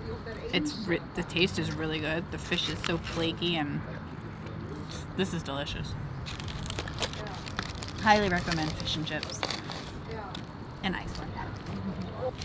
They gave us some remoulade sauce, some mushy peas, and I tried a piece with some vinegar. It's so good. How's the sauce? The vinegar? Yeah. No, the remoulade. I haven't tried it. No. Dip it. It's really good. Yeah? Mm-hmm. It is pickly. Oh, you love pickles. Yeah, it's good. It's really, really yummy. Everything about this place is delicious. That went down a treat. That was one of the best meals I've had in Iceland. Probably the best meal I've had in Iceland. However, we have to call it an end to day 7. We have officially completed our road trip. We saw the entire country. But that is not to say that we're finished with Iceland, because tomorrow we're gonna go and do the volcano again. We've been following it closely and it started erupting, so fingers crossed tomorrow we might see some lava, some eruptions, some explosions, and I think we're also going to fit in the Blue Lagoon. But for today, that is all. Signing out. On day 8 of our Iceland road trip, we started off our day by relaxing in the milky blue water of Iceland's iconic Blue Lagoon. Then we went to Fagradalsfjall to visit Iceland's hottest attraction one more time. Right now we are in the Snaefellsnes Peninsula, which is on the eastern side of Iceland. Western. Oh yeah, the western side. Got some.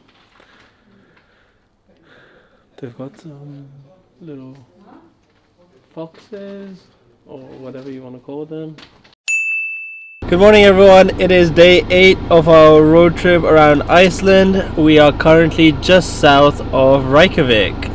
So today our plan is to go to the Blue Lagoon. So we're going to spend probably about 4 hours just relaxing in the Blue Lagoon. Chilling out. And then after that we're back on our hunt for the volcano. Hopefully the weather will be kind to us and stop raining so we can go on the hike. So, because yeah, we definitely want to see the volcano before we leave, because tomorrow we are flying out. So tomorrow we just want to save that day for getting our COVID tests, cleaning out the van. Admin work. Yeah, boring stuff. So today is our last fun day in Iceland, and I am so ready for the Blue Lagoon. Yeah, I feel like the road trip, we've just been on the move constantly. Today we woke up, it's nearly 11 o'clock, which is unheard of for us to just chill and literally not do anything. So we're just gonna have an easy morning in and then hit up the volcano. Our campsite was only 15 minutes away, so that made a nice and easy drive to come to the Blue Lagoon. We are here looking forward to relax and just chill in the milky blue water. Yeah, and the weather has stopped raining, so it should be a pretty nice experience. Yeah, as soon as we came here, it was raining all morning. We booked the Blue Lagoon and it just stopped raining.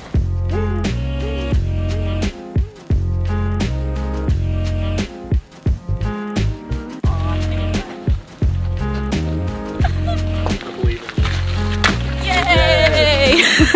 Thanks. Wow, this water looks unreal. Unfreaking real. Like, it's almost as if someone's actually just put powder in it, like light blue powder and milk. This is incredible. Like, and you're gonna get to get in it in a minute and swim. Thank you for telling me. Man, the water is so bright it actually hurts your eyes looking at it.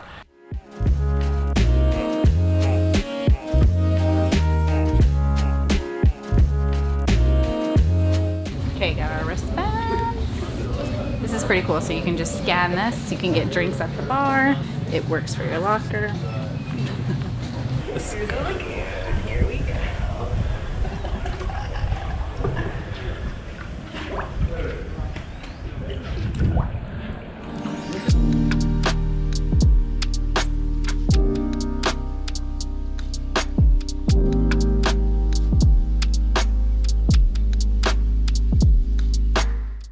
This water feels absolutely magical.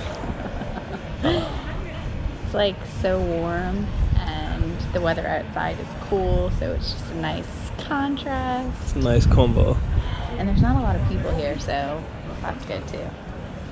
Alright, we're just gonna explore, make our way around the lagoon.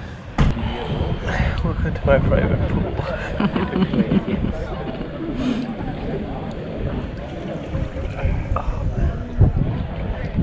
There's almost something soothing about the water. Like it just puts you in a nice, relaxed, lucid trance like state. Alright, I am gonna go into the waterfall. I'm gonna get that. Look. The waterfall, look. Oh.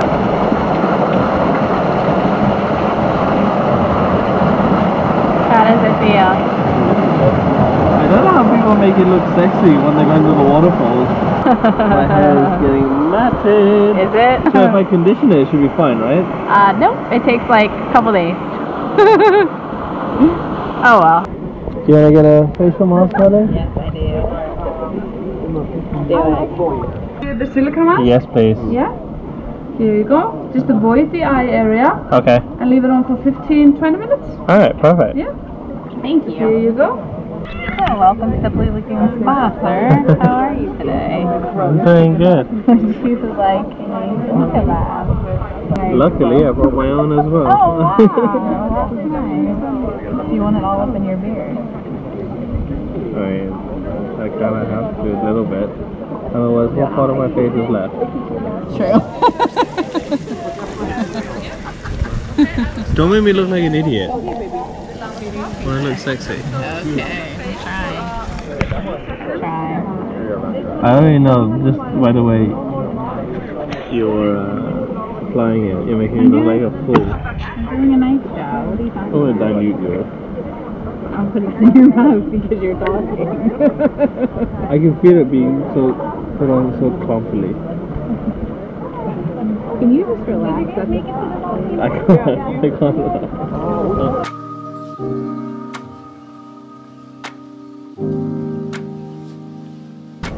Just vibing. Got a nice little corner. The sun is out. This thing is getting real flaky. Crunchy. And itchy. I just want to scratch it. But we've got a couple more minutes before we can wash it off. Yeah, the lady said to leave the silica mask on for 15 minutes and then we can take it off. I think I'll get up to 10. You have a little bit of dandruff, sir. On my face. My psoriasis is acting up. Itchy. To take this off.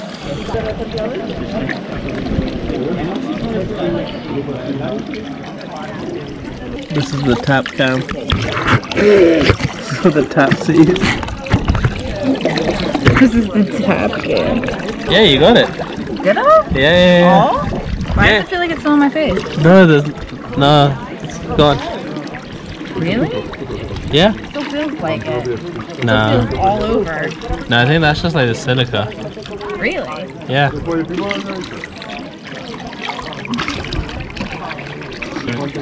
You're a liar. Are you a liar? Because I don't want it to get in my contacts. Oh, no, then you don't. No. That's why I open my eyes.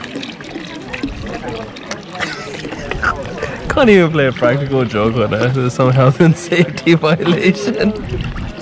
Oh, I see it's everywhere. And then I had to recondition my hair because the bottom part of it was getting a little matted. First world problems. Ruined spa day. Yeah, so when you're in the Blue Lagoon, you have to put the conditioner in your hair, otherwise the silica will make your hair pretty unmanageable. Ooh, now it's time for our beverage. What are you gonna get? Ooh, should I have a fruit juice or a brewski? I know what you're gonna go with. I wonder what I'll get. Cheers. The Blue Lagoon conditioner. It smells so good. Think you're gonna buy some? It's probably like $300 for a tiny little bottle of conditioner. Yeah. But with that said, these complimentary drinks that you get with the package, I believe we got the the most basic package. So we got entry. It's called the comfort package, yeah. So we got the comfort package, and that includes entry to the Blue Lagoon. I mean, that's a must. It includes a complimentary drink, and I believe that's it. Locker to put your stuff and towels. But there are other packages that you can get where you can basically get a robe, and you can even try the other facial gels. So we only had the silica, but they had other chemicals as well. Chemicals, what would you say? Minerals. So they had other minerals as well. Yeah. So the other package is called the premium package, and the only difference between the comfort and the premium, aside from price, is you get a bathrobe and you get one more mask. So to me, we don't need that. Getting the comfort one is more than enough. Unfortunately, it's time to leave the Blue Lagoon. We're gonna get something to eat and then do our volcano trek. This has been absolutely wonderful. I've really enjoyed every moment of it. It's been such a wonderful experience. But now time to see the volcano. Alright, we're leaving the Blue Lagoon. Man, I feel so relaxed and refreshed. My hair, to be honest, is actually pretty smooth. It was pretty knotted before. But time to eat and hit that volcano. I cannot wait. It's literally the land of fire and ice today. There are 3 different paths that you can take to see the volcano, and currently path A is closed because the lava has taken over that area. Path B will take you behind the crater, so you can't really see it, and then path C takes you in front of the lava field, which is about an hour hike there and back, so that's an easy hike. And then if you want to continue going to get closer to the crater, you hike for about 2 more hours.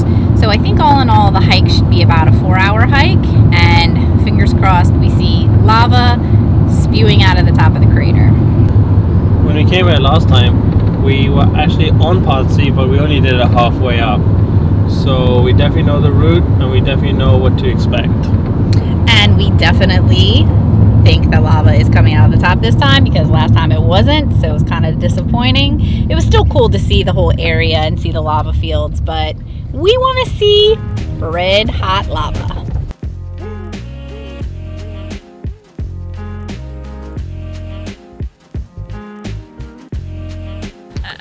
We have officially set off on our hike to catch the erupting volcano. We asked some people who were driving out if they have been able to see it, and they said, yeah, about every 15 to 20 minutes. So that's what we're hoping for. The weather seems to be holding out. I see some clouds, but it's mostly blue skies. The gods are in our favor today. The last time we came here, we just got off the plane, and me and Holly literally just ate 1 protein bar, and the struggle was real. This time we're better equipped, we know what to expect, and we're still out of breath. We're now going to start the hardest part of the climb. It's a straight up vertical incline. Look at the baby crate.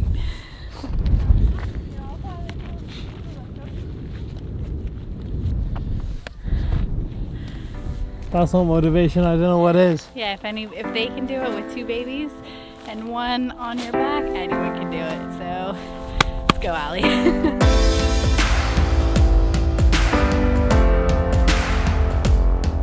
Just as we came up to the steepest part, I saw red lava. But it smelled like fireworks. Fireworks, yeah. We've just made it to where we came last week, and what a difference a few days has made. It's totally different now. We can definitely see lava, and it is incredible. The crater is smoking so much more. Like last time we came here, we just bit of smoke like every now and then, but it's been a continuous stream, and it's glowing. It's like an orange glow right now. It's glowing. Oh my god, this is incredible. Here's the steep climb up. Steep part 2. It's gonna be worth it. Let's go. This is like when Sam and Frodo were going to Mordor.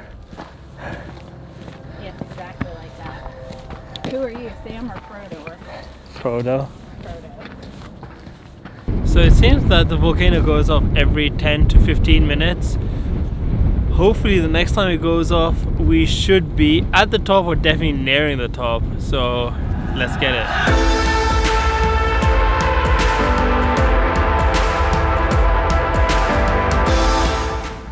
Volcano's literally just right there. It's incredible.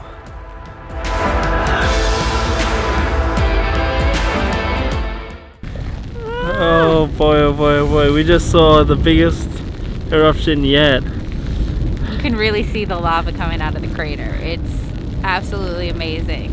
But now the rain is starting to pour down and it's getting really smoky. Yeah. From right here we can see the lava field, the new lava field. Yeah. And it's glowing.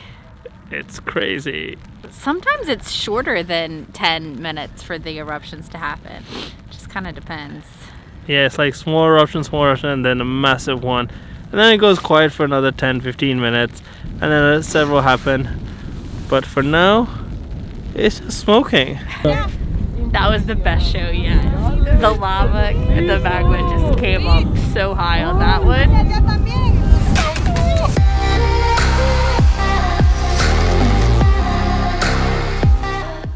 We're ready to make camp over here for a couple more hours. We've got snacks to last the night. We have one muffin. We have to ration the muffin. But I think we've got a good spot.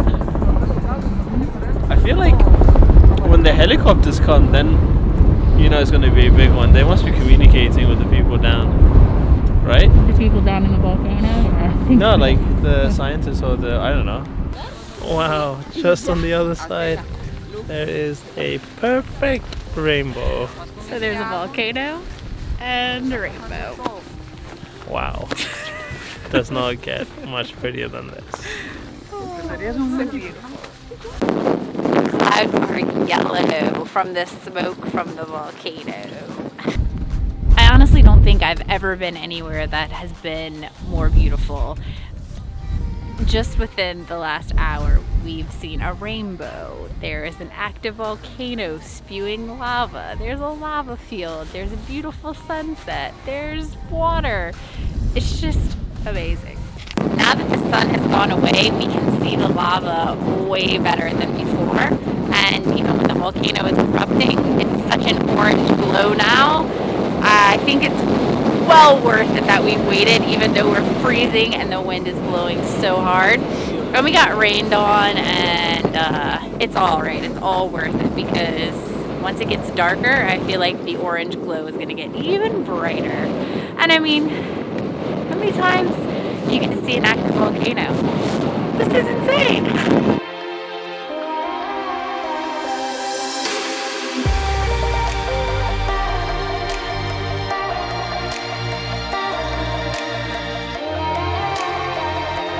The sun is definitely set. It's getting colder, it's getting darker. We're gonna make a move. It's gonna take us another hour, so we decided to get a head start before it gets completely dark and we end up breaking our ankles. We hope to catch a couple more eruptions on our way down, but for now we are heading to the warmer pastures of the car.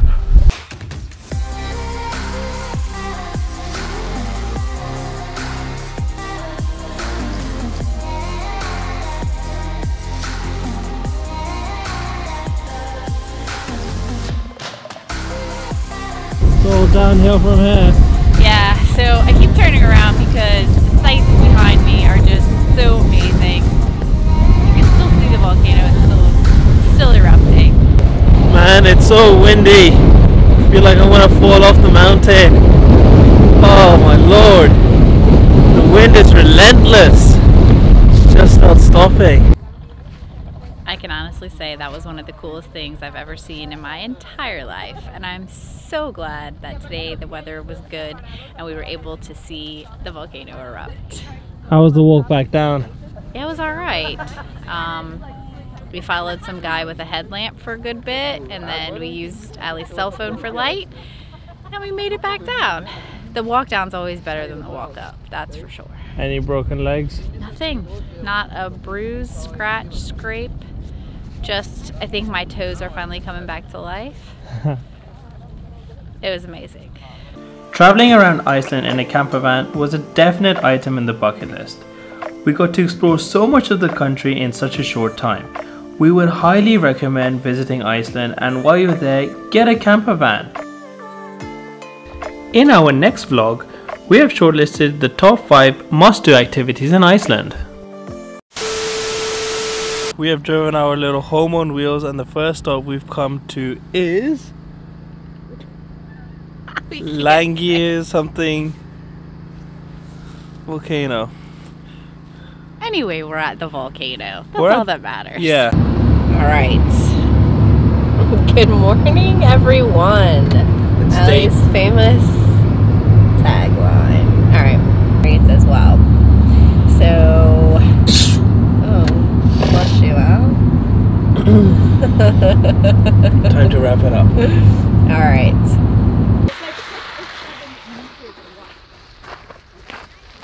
Okay. What are your fun facts? We've decided to head towards Glacier, which is one of the most iconic landmines. A landmine? Is it a landmine? I am sunburned. So we are currently near Seljalandsfoss, which is the waterfall where you can actually walk behind. Sorry, it's Seljalandsfoss is not this one. Skógafoss? It's Seljalandsfoss. I can't eat soup out of a pot with someone else. I can't do that. Why? Sorry. Go to a hot pot. Yeah, I mean, that just seems weird. Howdy.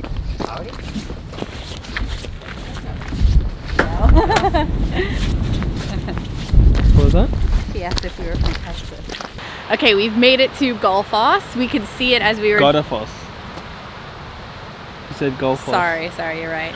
Oh, someone's made a mistake. Doesn't happen very often. It happens all...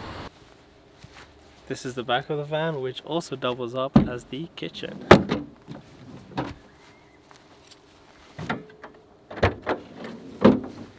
Alright, we have 3 drawers here, 1, 2 and 3, each one of them hosting different things. I think you should do this part because I have literally no idea what's in what. Just give us 2 minutes, film, and then we'll be normal. We're not Are we getting famous now? Right, I don't want to drop the camera. We're new to this, sorry. I can't feel my toes or my fingers or my nose right now.